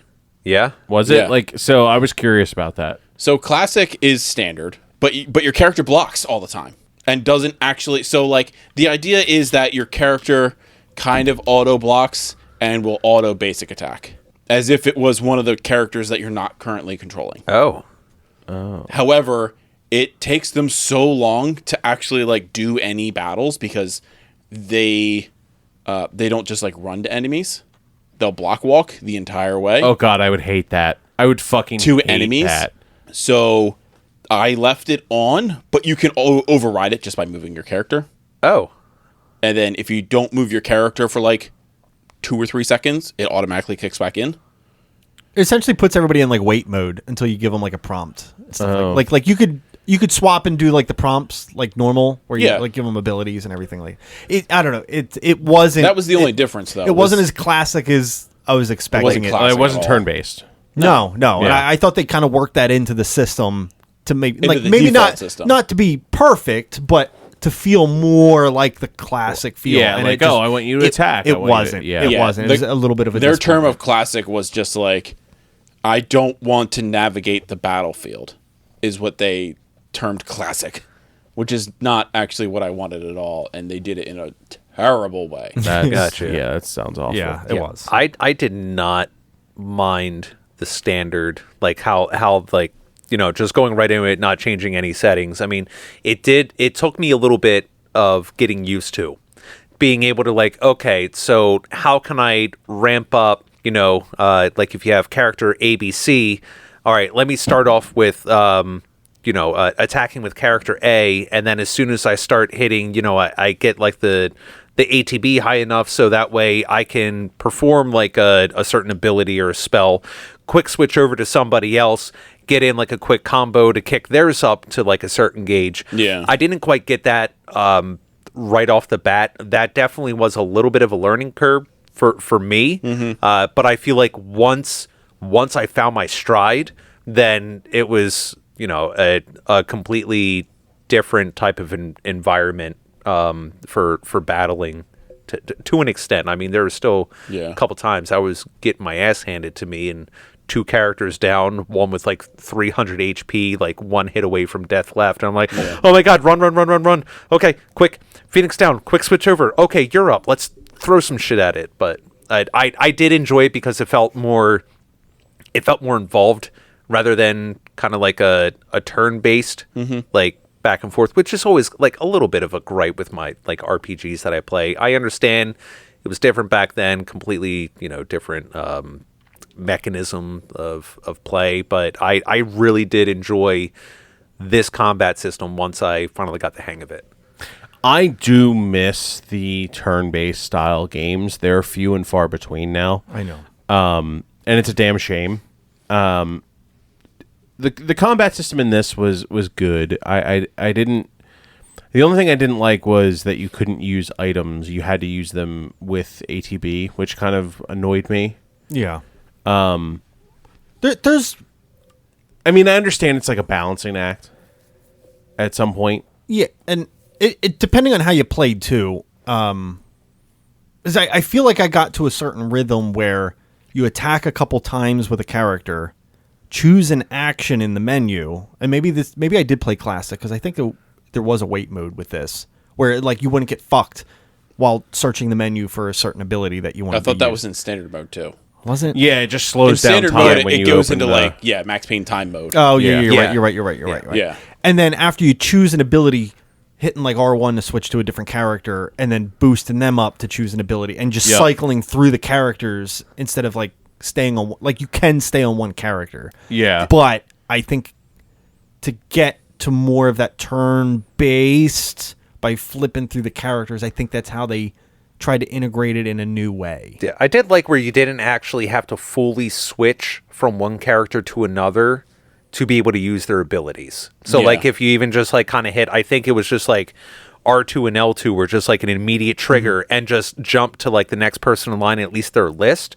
So that way it's like, all right, I'm playing as Cloud, I'm slashing here and there. Oh shit, Barrett can use an ability. Let me just quick hit R2. There's Barrett's shit. I can use that.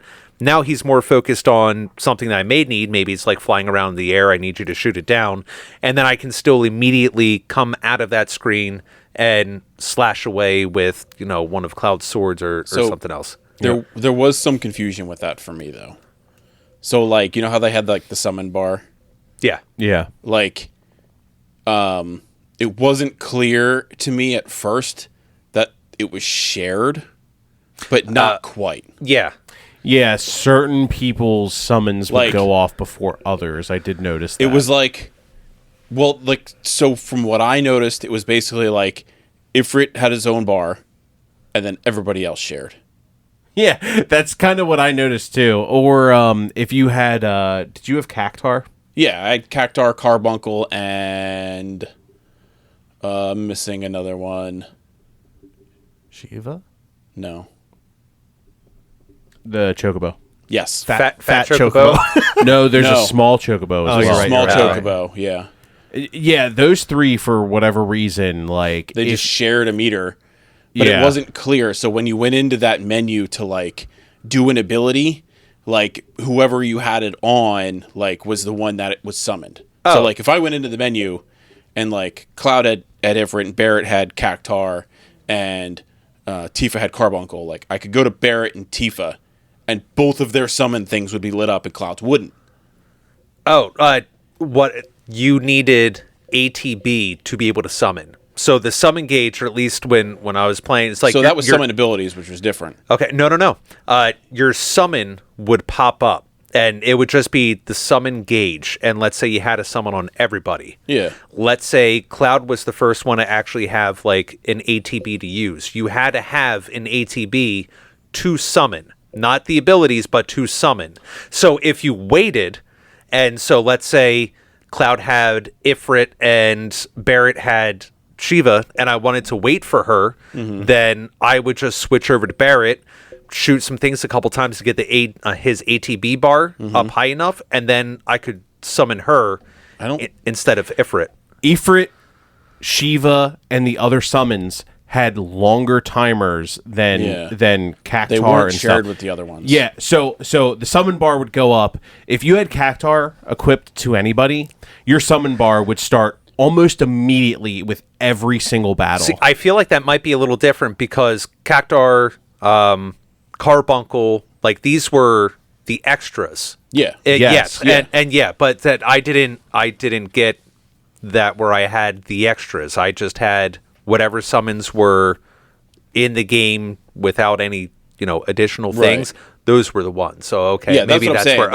where Like, it wasn't clear that there was like okay. Yeah, a summon for different character classes of summon. Like it was just so weird. Yeah, so like I had Cactar on Barrett for a really long time, and like Barrett would always have a summon, and then I'd like flip through like, no, I don't want Cactar, I want Ifrit, and like, oh okay, You just can't. Cloud doesn't have Ifrit ready, like it just wouldn't. The option wouldn't even be there. It wasn't grayed out. It just wasn't there. It just wasn't there. Oh, Yeah. Maybe there was something special about them being like the add-on summons rather than. I think they just the had a other shorter ones. timer. They weren't as powerful either. Yeah, no. Carbuncle was the best thing about Carbuncle was when he left, he did a party heal. Yeah. And it was a ridiculous party hill, but it was. it was yeah, Yeah, it well, would it's Carbuncle. it would heal everybody to full. Yeah. And Cactar was Thousand Needle. It was the only ability that he had. And then when he left, it was 10,000 Needle. Yeah. The Chocobos was cool. Yeah, they were all right. The Chocobos, I had them equipped. I think I used it once or twice and was like, no. I thought it was cool. It did a fuck ton of damage. It basically gave you like Fire-Aga, Thunder-Aga, like Air-Aga. Yeah, it would just Like, it had right a off lot the bat. of really so like good everyone's spells. ATB, like you could just use their summon ability and just cast those fucking constantly to whatever Gotcha. the was. Because I only had Ifrit, Shiva, pick one, and then Mogul Chocobo, and I did end up getting Fat Chocobo, but I don't think I ever actually. I think I equipped them, but I just never summoned used them. them, Yeah. Interesting.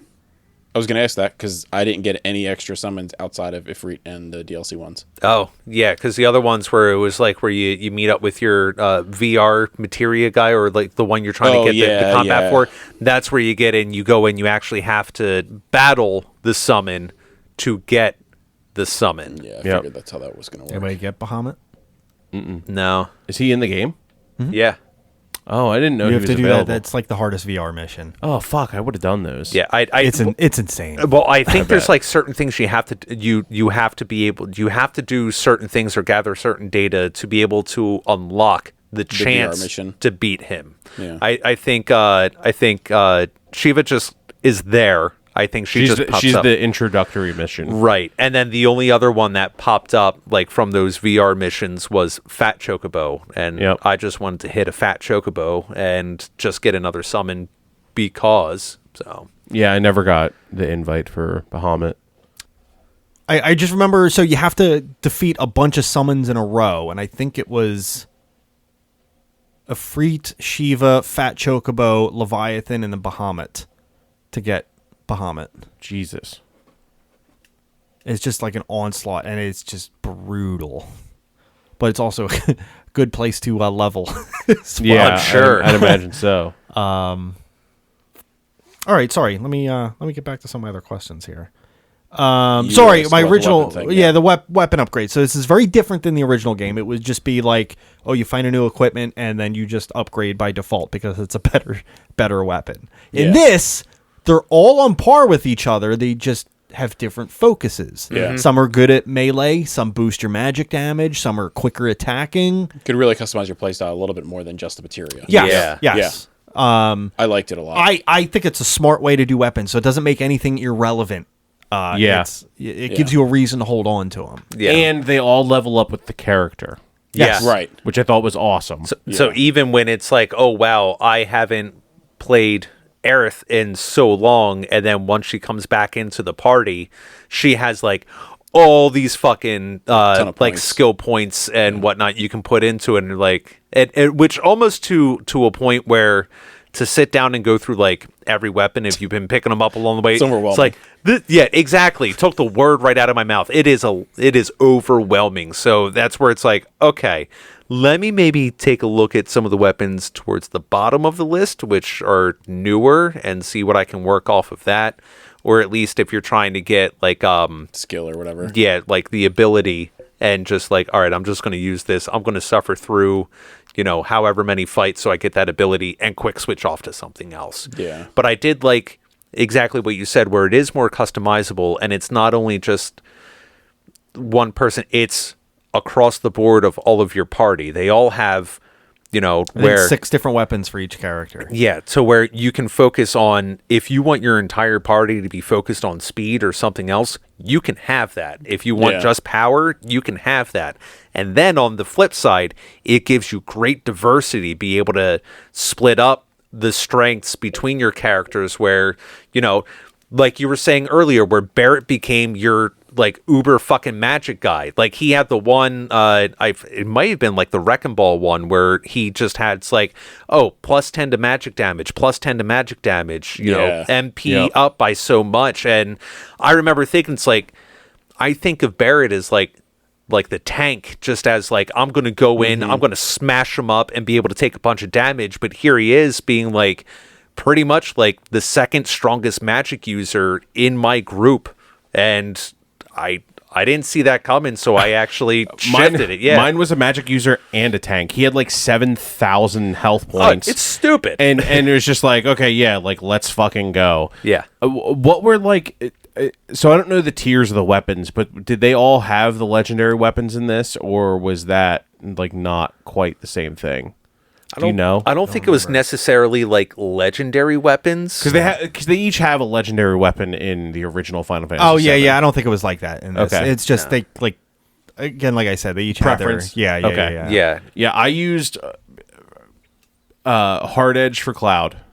Yeah, Which is is the one the, with the big damage dealer. Yeah, it was the big damage dealer. The one that looked like a penis? Yeah. Like Brock Lesnar's tattoo. Yes. Yeah. And I used Big Bertha for Barrett. Those are the two that I like actually remember. And I think I used the Wind Knuckles for Tifa. Yeah. She was super fast. Oh yeah. And hit- That absolutely. and hit Yeah. She's already incredibly fast, hard. and then you just speed her up even more. Speed Yeah. plus 7. Speed plus 7. Please, can I have another one? Speed plus 8. Fuck yes. Speed up Materia? Yep. Yep. And then just all the damage. Like it was just like Yeah. she was like a glass cannon. It Oh, was man. fucking ridiculous. She was wild. Let me criticize her limit break though. It did bother me because, Somersault. well, yeah, but so in the original, she would build up this. It was like what the hell are those things? The Chakras. the lottery machines. You know how like The it spins- slots? Yeah, the slots. Oh, yeah. Spin around. Yeah. That, every time you upgraded her limit break in the original, it would add another slot, and they would all be separate abilities, and you're trying to get this chain of like Combo, 7 different whatever, yeah. combo abilities. That it was like, oh, do you want to do this or this? Not as you're getting more weapons adding on to it, which bummed me out a little bit because that's what I loved about her limit break back in the original. Yeah. I thought it was just so cool to get all these. Just now my limit break is 7 things. Like that's awesome. Yeah. So that bummed me out a little bit, but they worked it into like abilities instead of limit breaks and stuff like the dolphin blow. I think it was just an ability instead of a limit break. Sexual act. Yeah. It's like a shotgun. Is there an echo in here? I see what you did. So let me. Yeah, I know. I heard that too.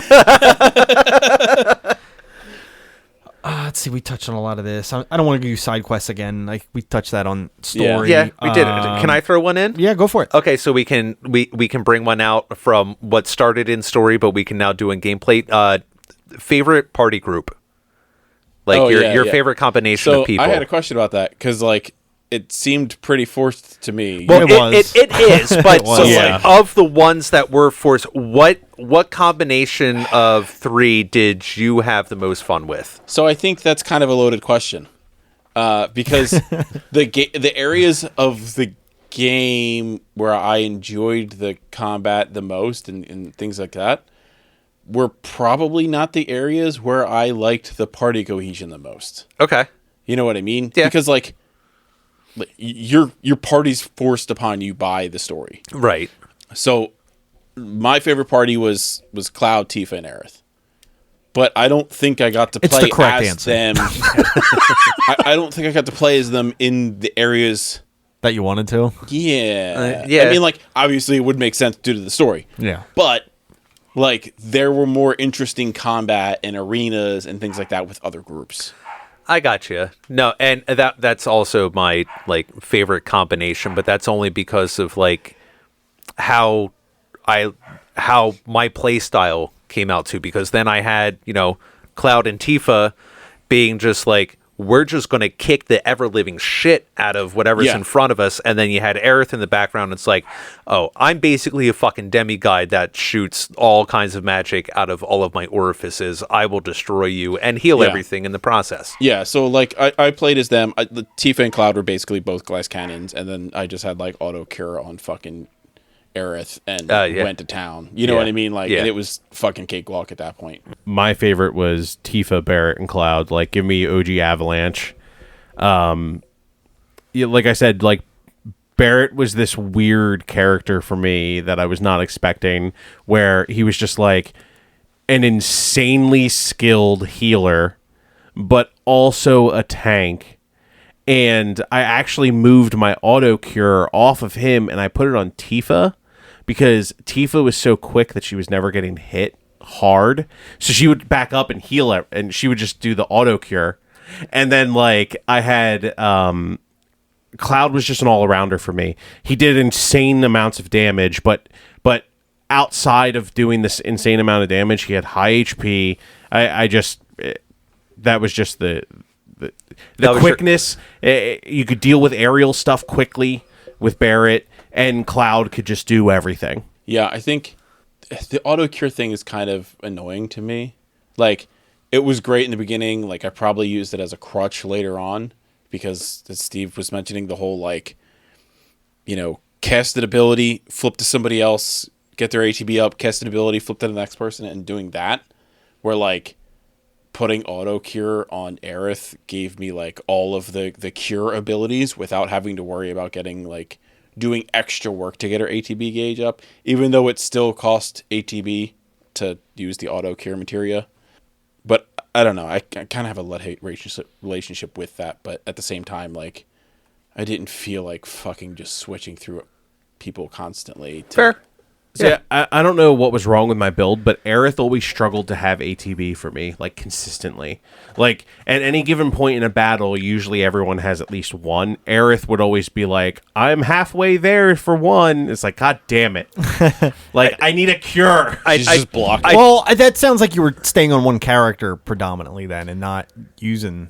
I mean, she did seem like on her own, she, to Clark's point, she didn't gain it really as quickly as the others, but because her attacks weren't generating the same amount of ATB as everyone else's. On the other side, all it really took was flipping to her one full charge Tempest, and she's up. Like I could, I could go in because you always start on Cloud. I could go in and I had my attack where it's like square, hold triangle for the heavy, and then he does like an area attack.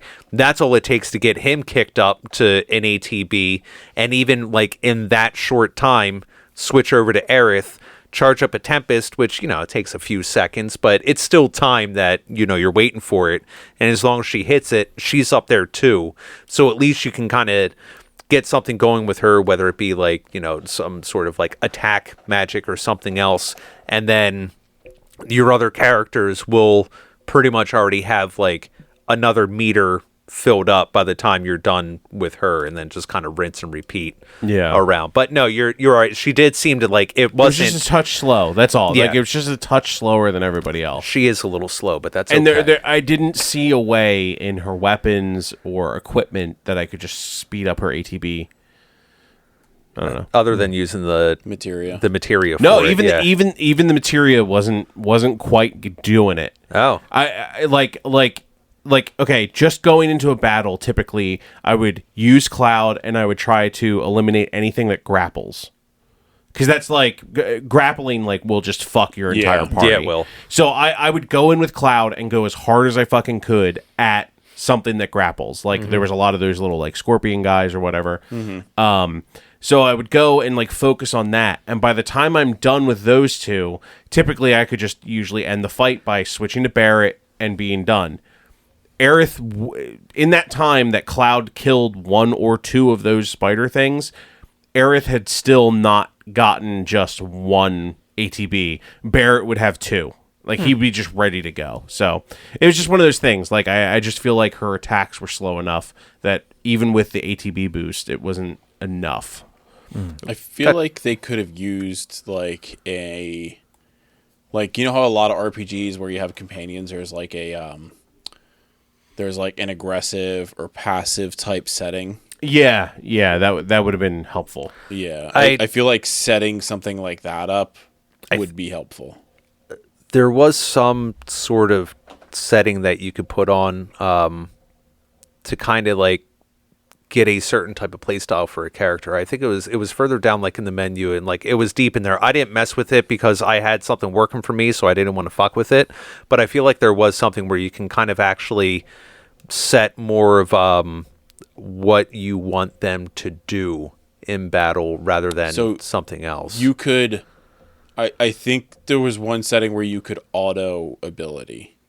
Or like it would do like auto recommended like type things. Maybe that was it. Yeah. Okay. Yeah. But Either way, like, it's not enough. It didn't to really do talk anything about. for basic attack. Gotcha. I did want to talk about hard mode a little bit. Okay. I don't know Cool, if because I didn't even play normal. Well, you played through normal. No, I didn't. You played easy. I played easy. Oh, okay. Yeah. I didn't know there was an easy mode. I would have hated this combat even more if I had to play normal. Hands down. Okay, well, Hard mode. I went for the platinum. Of course. I got the platinum, but I had to get through hard mode. And it's a whole different beast. So they changed the games. They handicap you. Number one, you can't use items, period. Second, you can't use your legs. Yeah. So you get no items. I read all the... Yeah. Tie your hands behind your back. The benches no longer restore MP. Cloud can only swing his penis around. Yeah. And the enemies are substantially harder, especially the bosses. I would imagine. So Especially with Cloud swinging that dick around. but it's also the only way to... So wait, you couldn't use items and benches didn't restore MP, so how did you get MP back? Just Mako shards? Well, that's one part of it. I think there are certain equipment that you can have where you passively restore it. I think just casually in battle, unless that was just a regular there's thing. equipment and there's upgrades you can make to weapons to where you can actually It's regain slow. stuff back. It's like Okay. it's very slow. Like you're only gonna get single digits in a single combat. Sounds terrible. It's tough. It's It's- very well. And it so- sounds and hard. So you don't want to use your MP. You're relying on like the prayer healing magic because it doesn't use MP. Like you have to.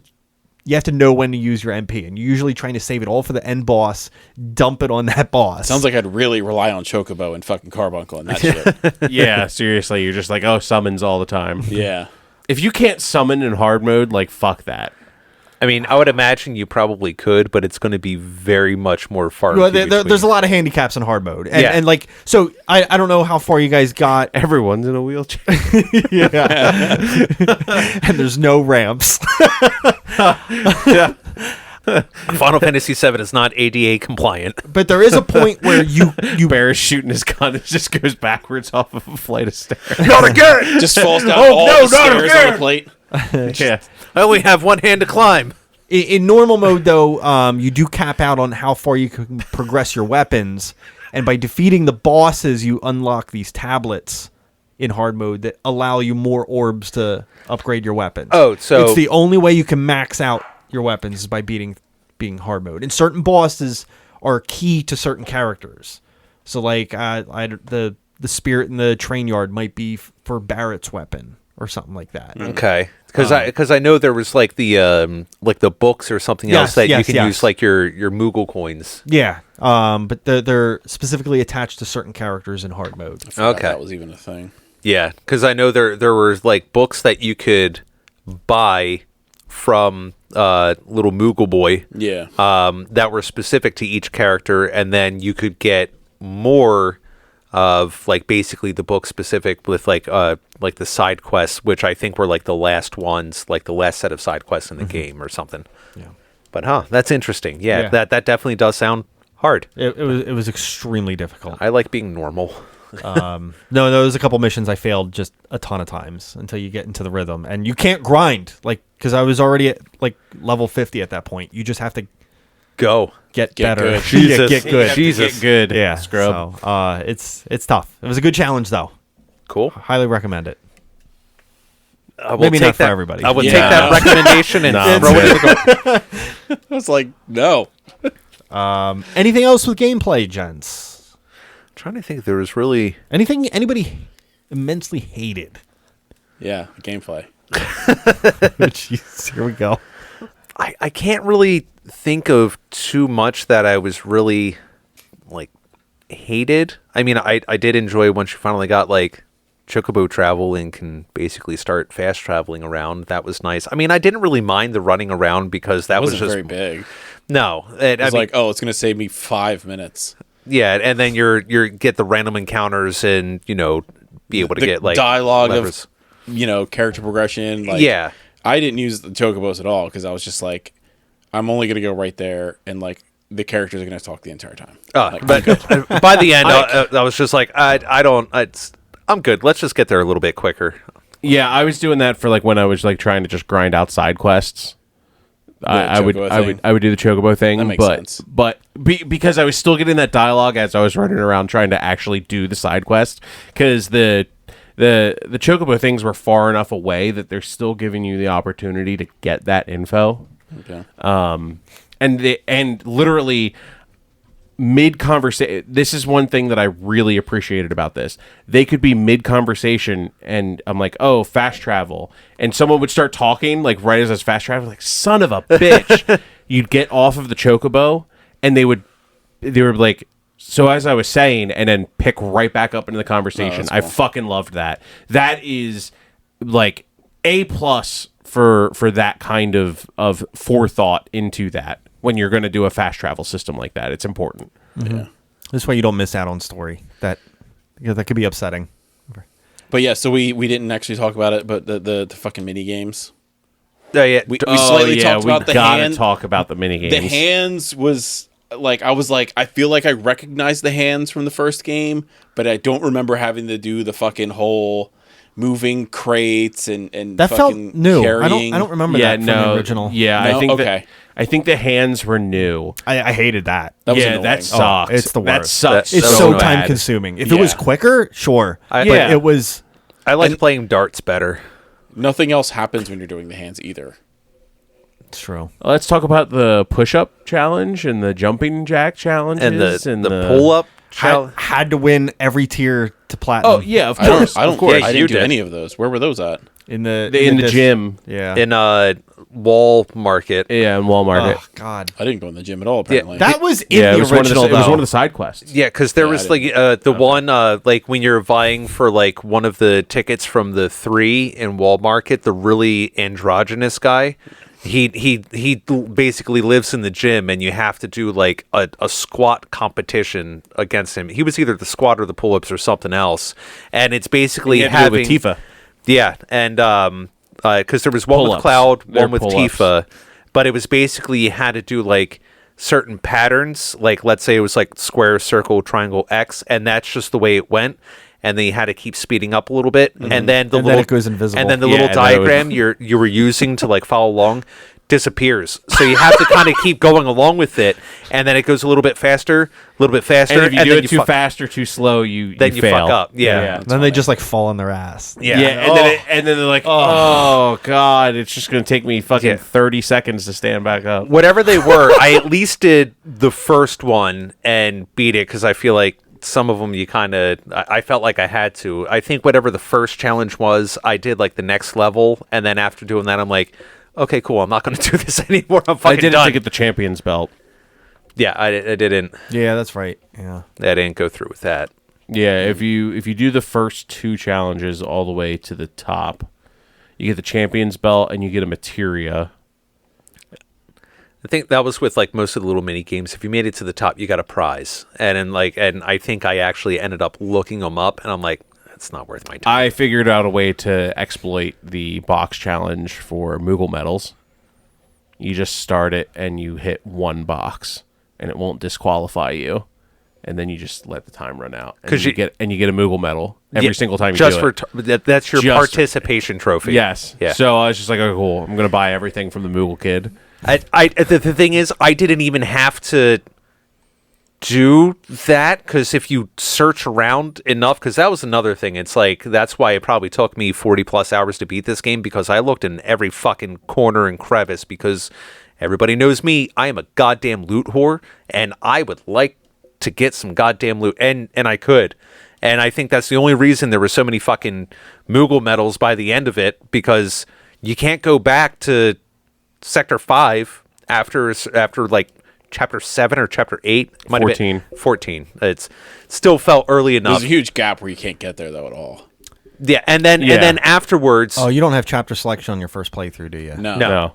Okay. And then you can go back and purchase everything. It's like by the end, I have like 40 fucking Moogle medals, and I'm like, what am I going to do with this? And I'm like, oh, because then you can go back and play through again and whatnot. But I mean, I ended the game with like 35 extra just from the time between Chapter 8 and 14 when you're back in Sector 5. But when you go back, there's actually more stuff, and they take away a few of the things from the beginning. So you have to get them all in Chapter 8, and then you have to get them all in Chapter 14. yeah. But is what it is. I only had to do it for like I did it 10 times to get the extra books. DDR. Yeah, DDR. Oh yeah, The that's right. dancing. When you're dancing on the stage, and Cloud somehow knew exactly what he had to do. He was practicing that for weeks, it seemed like. Yeah. He knew that routine. Yeah. His entire life was defined in this moment. He's been waiting for this. And screw being a soldier and everything else. He just wants to dance. Cloud it. Footloose. He could have murdered every single person in that room. Now I gotta cut loose. Crack, crack, footloose. Yeah, he's just cutting off heads. Cut off your Sunday shoes. Yeah. It reminds me of that scene from one of the American Pie movies where Stifler has the dance off in the club. remember I think that's like. Might have been the third one. Is that like the Maybe. 5th or 6th fucking Yeah, American they Pie made movie? so many. Yeah. It's $1 billion franchise. I stopped watching it after the second one. Yeah, they were pretty bad. Yep. Anyway, They were bad from the first one. Yeah, they were, but you know, They weren't supposed to be good. No. no. but there was Shannon Elizabeth's boobs, and that Exactly. was pretty They cool. were like, oh, That sold a movie for That- an entire generation. yeah. They were like, you get to see her boobs. And like everyone Done. in our generation was just like, yeah, American Pie's fucking awesome. Yeah. MILFs. Any other like weird, quirky game things that we didn't? Nothing that immediately jumps to mind. I think I'm pretty set on gameplay. Yeah, I think I'm good. I think I Yeah. said everything I Cool. need to. Cool. All right, let's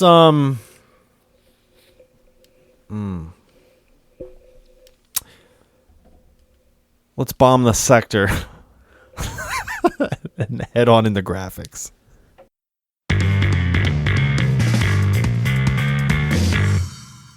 Graphics.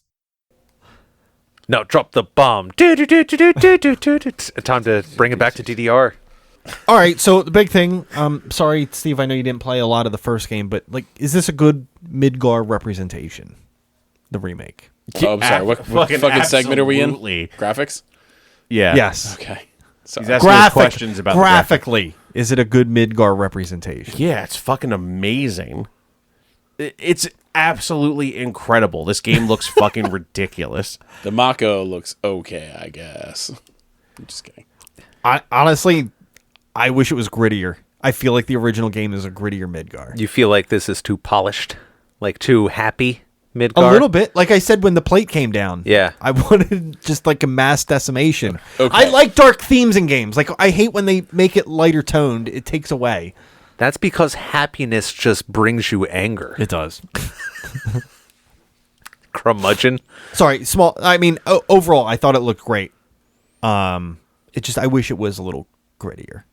Just personal. I don't know. I thought things were like dirty and run down, and the slums were very slummy. I don't know. Fair. Could have used more people shitting in the street. Yeah, what more did you want for gritty? I don't People know. shitting in the street. Oh. If I did side by sides, it might be easier to kind of like point out. It just seemed like there was more hope in the slums of the remake than there was.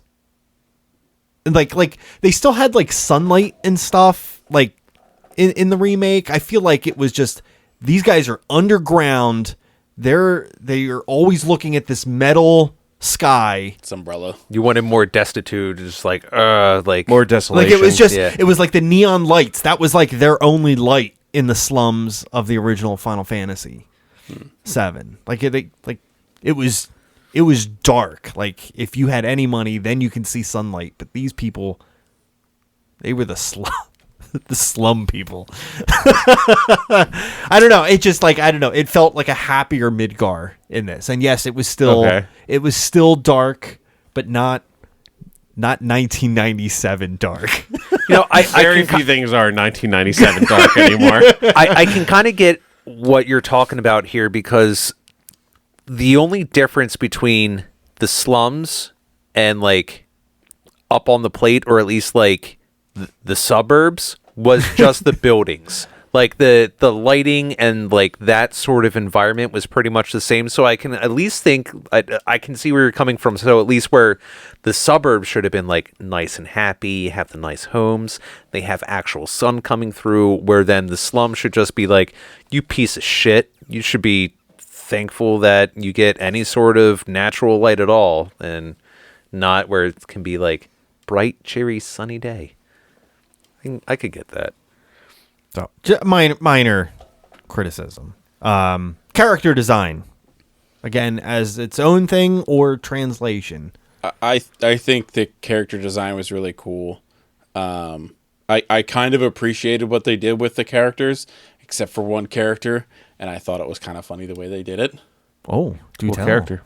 Don Cornejo was the only one with jiggle physics. You wanted Tifa. with No, physical I physics. didn't, and that's what I appreciate. I hate when games like do that and it becomes like ridiculous for the entire game, and like I appreciate it not being there because like it's just not necessary. Exactly. There was a very little. They went the bit, classy but exactly. route. Yeah. And like I appreciate that. Not honestly. the Dead or Alive 2 beach volleyball. Yeah. I will say this. It's weird that you observed Don. It was just well, it was like We're when moving on. when he flies back on like the bed or whatever after like Cloud like reveals himself or whatever, and like he's just like flying back, and it's just like his stomach fucking jiggling like crazy. Wiggle, wiggle, wiggle. I just thought it was funny. I was like, that's the appropriate time. Well played, sir. Yeah. I think Cloud looked a little more Advent Children Cloud than how I would have seen Cloud in the remake. Is that, if that makes sense? I mean, they spent all that money making Advent Children Cloud, so I understand that they probably took a lot of the cues from that. But I feel like his face was like a lot thinner than kind of his character. I imagine more scruffy hair, not anime hair. Okay. With his hair and things like that. Like, I just kind of, I don't know. You know, if they're going to go, So you want grittier characters too. no, I wanted more realistic characters. Less hair gel. His hair withstood like a lot. He does have iconic spiky blonde hair, though. he does. Like In pouring rain. Yeah. It. I don't know. I thought he was the only person that really stood out to me as like, oh, he's basically his Advent Children character. But like, other than that, like, and that's just really like a style choice than anything else. Other than that, though, I thought everything looked fantastic. yeah. Just on its own, like, not comparing it to anything else. Like, I think everything looked fucking fantastic. I think their hands were way too small for my liking. I feel like they should have been at least 7 times bigger than they were. Other than that, I mean, it's Just big blobs. yes. I don't think they had hands in the original. Oh, They did. They had big blobs. In New Game Plus, they have Donkey Kong mode. Nice. Yeah, instead of Buster Sword, you're just throwing barrels at everybody. Wouldn't that be wild if that was like DLC where they're just like the original sprites it's just placed in the game? That would be fucking amazing. Everything else is like an amazing, No well mouth, detailed. it's just eyes. I would pay $2 for that. Yeah. Overskin. God, that'd be hilarious. I mean, jokes aside, it's a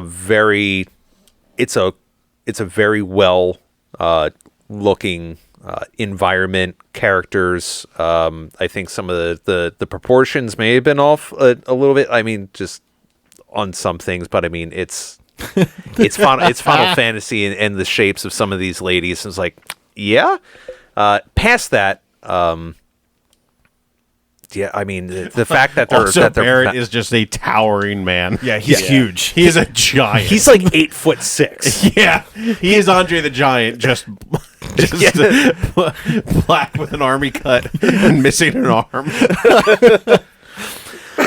It just towers over everybody, at least by 1.5 feet, if not 2. There was one point where like Tifa like walked in front of him, and like just the aspect ratio of like the two characters, I was like, Barrett could grab her by the shoulders with his index and Yes. thumb. Yeah. You just go, Yeah. no. The only other person who was close to him, like on like a person scale, was like the public sector commander or whatever the fuck his name was, who looked like a Kmart M. Bison.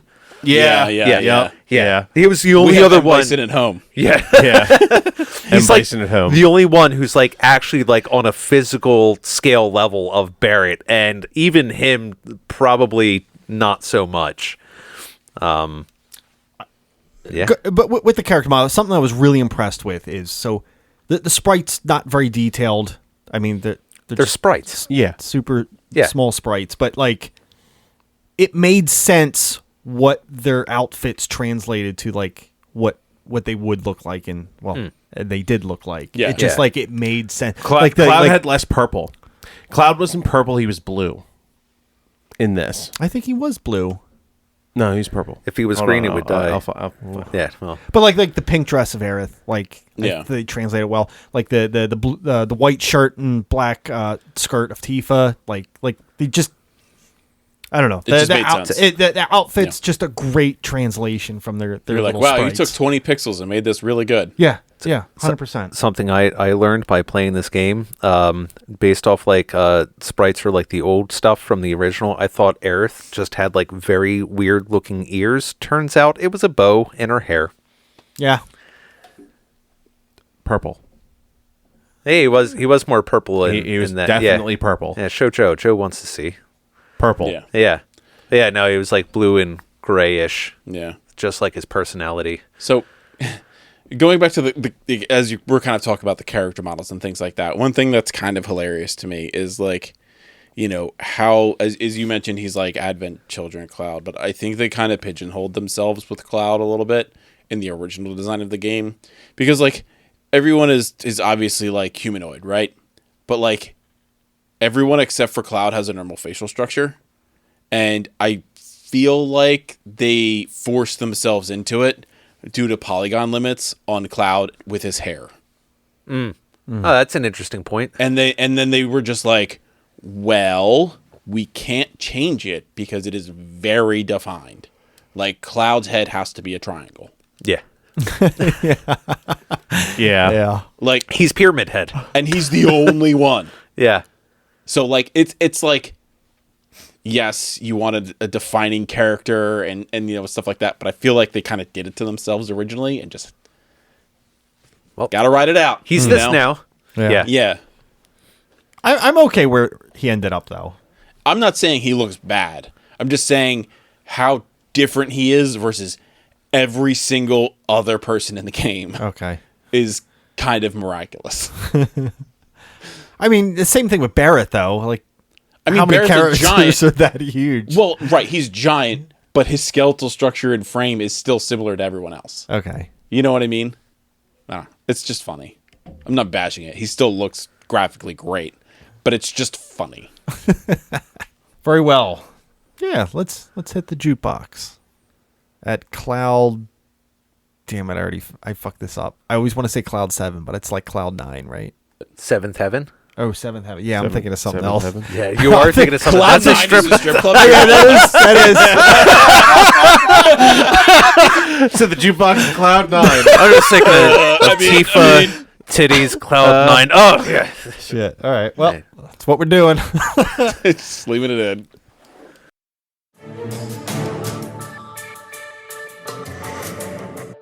Audio. I'm so sad. I missed a couple jukebox records. I thought I was doing so good on those, but apparently I missed like not. one or two as well. Yeah. Oh well. I get everything I came by or everything that like had an icon or whatever. Right. Yeah. Like every I- shop that had one, I'm like, yeah, I'll buy it. Yeah. I was like, oh, 50, whatever. Yeah. I thought that was actually a really cool way because like this game obviously had all of its own music. Some of the new music in this game obviously took liberties of like some of the original music and kind of changed it up and added things to it, which was cool. But I thought the jukebox is really cool to just be like, no, the jukebox is the original soundtrack. Not all of them. It has some of the originals in it, Right. and then it has some of the remake stuff, and it has some originals for the remake as well. I thought that was cool because like one of my favorite songs from like the original was just like in the jukebox, and I was like, oh, that's getting turned on everywhere I go. Everyone is dealing with this song. Yeah. That Crumbled Highway theme Yo, that's my favorite one too. lives in my fucking head. Yeah. Which one? Oh, okay.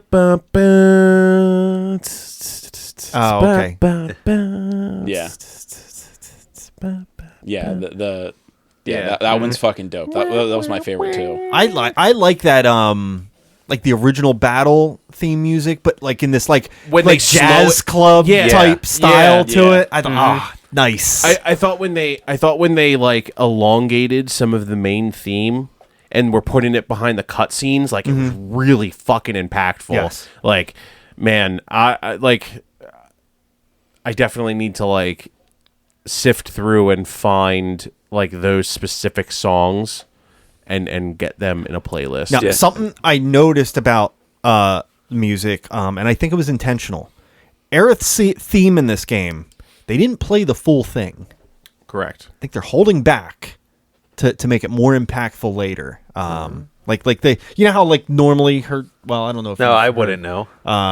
It's great song, but like they skip out like the whole intro part of it, and that's usually because that's the first song you hear immediately after her death scene too. So it has like an impact. Well, every time they showed Sephiroth, they were playing Sephiroth's theme, but they started every single time with the first like 4 notes from One Winged Angel. And I was like, oh my god, are they gonna fucking play that now? Nope. Okay. Sephiroth theme. God damn it. Got me every fucking time. I definitely love the music in this. Yeah. It's fantastic. And the voice acting's also incredible. Yeah. Oh, that's something I wanted to mention in game development, but that's an appropriate time to do it here. They were originally going to go with all the voice actors from the... Damn it, what the hell is that movie they did? Advent Children? Yes. And they were like, we're making a remake. Maybe we should really clean the slate on all fronts. It's a good call. That's a great call. That's a great call because some of the voice acting in Advent Children is not great. But no, I think top notch. I did want to rewatch Advent Children, but I don't have it, and I have it. It's up in the attic though, so we can dig it out another day. yeah. Nice. It's this Wii shit. You can dig it out of my. Funny thing about my attic. No, It's agreed. my ass. It's my ass. It was Dusty and has a broken window. A little bit. Did I find some glass in there? A little bit. One hairy, one jar. Yeah, the voice acting was good. I think some of the dialogue, you definitely feel some of that, like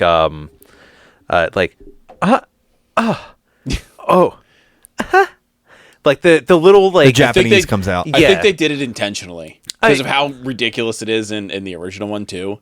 Like I feel like they just left that in for Cloud a little bit and like played on it because like yeah, I there's mean, like it's- campy humor too. Yeah, I mean, it plays out like at least like you hear a lot of that when it's like anime dialogue, where it's like those little like exasperations Yeah. like seem to pop out, or it's just like, I don't need to give examples. That just kind of was like, okay, it's there, I get it, but I mean at the same time, it's some of it's just like a little cheesy, but then at the same, what Final Fantasy dialogue isn't a little cheesy at times anyway. Exactly. Yeah. So, it's like, all right, this is par for the course. Once I was like, all right, stop being so critical on things and just go with the little gasps and whatnot. yeah. I don't know. So there are some like side characters that come out that very cheesy, just annoying. Like I wish you weren't in the game. Yeah. Kind of thing. Yeah, I felt that. They're sprinkled in. Now they're not like dominating the game by any means, but all the kids. but they exist. Like there Yeah. are those characters that, like They're orphaned for a reason. exactly. The parents off themselves. I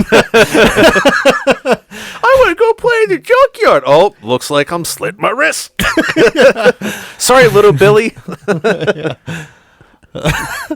Whoops. Whoops, cut my throat. Yeah, I don't know. I just want to make that point. I didn't need to spend a lot of time on it, but it needed to be said that they exist. And I think it's more so because I feel like it's a Japanese thing. Like I don't mean that to sound racist in any way, but It's okay, we're doing this. I think it's just it's just the style that comes out of Japan. Yeah, That's all. I think Yeah. that's what it is. I find it revolting.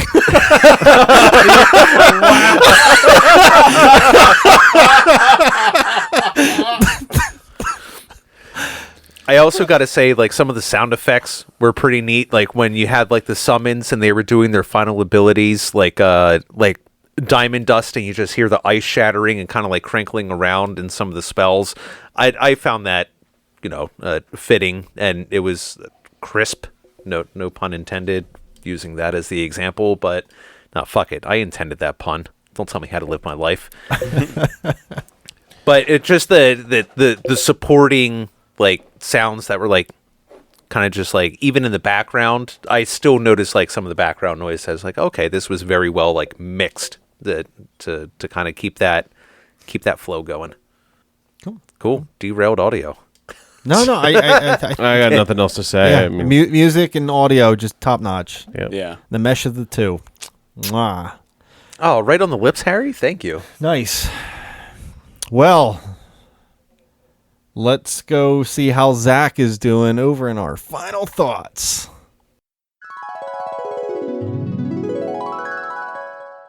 Final thoughts. He's dead. Maybe. Maybe. Who would like to go first? I'll do it as the most inexperienced of Final Fantasy VII. Okay. As an intro, or I guess reintroduction, past an hour and a half from the original. it's an introduction at this point. Yeah, to me, yeah. As an introduction, it has me. So I very much did enjoy playing this game, and I'm ready for the next ones to come. So at least now I can actually worry about equipping Aerith with stuff and not losing it, because that's one thing I forgot. I never like went into her too much. I'm like, she's she's just not going to be around anyway. Why give her the things? And then Endgame happened. I'm like, oh, she's still alive. Fuck, I could have done better with her.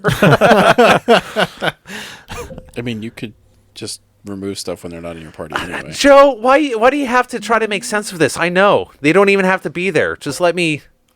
Joe, what are you thinking over there? So I really enjoyed the game. I thought the story was told very well. I thought the environments were great. I thought the audio was great. Enjoyed some of the gameplay. Not my cup of tea, though, as far as like I didn't mind doing abilities.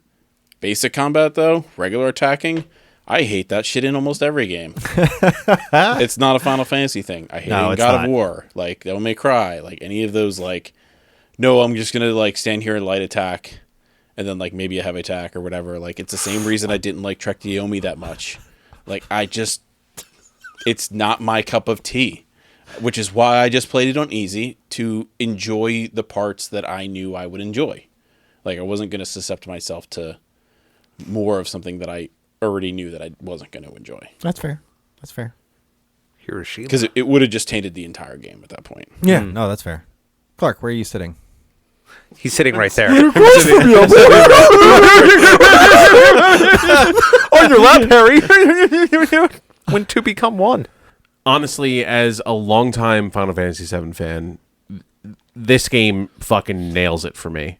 I think it's absolutely impressive. I'm excitedly nervous for the next game, just based on the ending. And I think for somebody, like Steve, who's like really just kind of dipping their toes in with Final Fantasy VII as a whole now, I think it's a great introduction. I think it's going to... I have faith that it's going to be a great series to continue. I kind of mirror a lot of that. Although I'm more nervous than excited, I think at this point. I'm nervously excited. Like, yeah. I at first I was a little bummed by the ending. Just it threw me off for such a, like, that whole chapter 18 is just so different that it scared me. It's a hard stop, too. It's a real hard stop. There's no subtle, like, next time on, Dragon Ball Z. Yeah, I just, but overall, like, they stayed very faithful thus far to the original Final Fantasy VII. And that's something I appreciated about Capcom when they redid the Resident Evil games, just how faithful that they stay, but adding something new. And I'm fine if they want to stay faithful but add something new. But if they also start dabbling in major changes, that's where I might have an issue. So, but overall, I did really enjoy this experience. I think I put 110 hours in 2 weeks when I originally played this. You had two full-time jobs. You took a week off, right? I did take a week off, and then I beat hard mode the following week. While working. Wild. I would just went hard. I just went hard on this game. Wanted to do it all. But yes, so that's kind of where I sit with my final thoughts. Just a great game. Very, very nervous about the ending. Let's hop in a truck. Drive on out of here to our score. Dig it.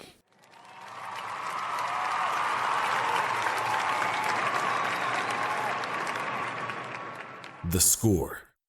I'll go first. That's fine. Whoa.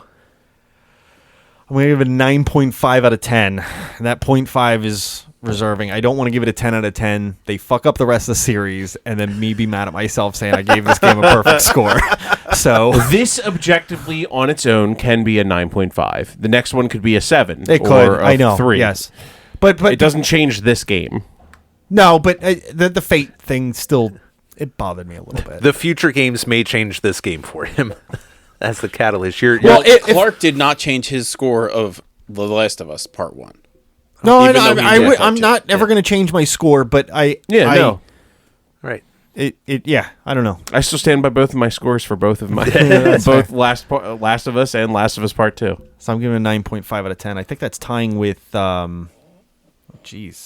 I think you only have like 2 games. Like Earthbound, I think I gave a 9.5 out of 10. I think Left 4 Dead as well. Alan Wake, yeah. Resident Evil 2. That's out of like 100 plus games. Is Left 4 Dead on there? I think I I give think that a you 10. give it a 10, yeah. Yeah. Oh, I There's was a I handful was of reading the games I give it 9.5s. Yeah. Oh, gotcha. Yeah. So yeah, 9.5 out of 10. For myself, this is going to be an A. Enjoyed the experience.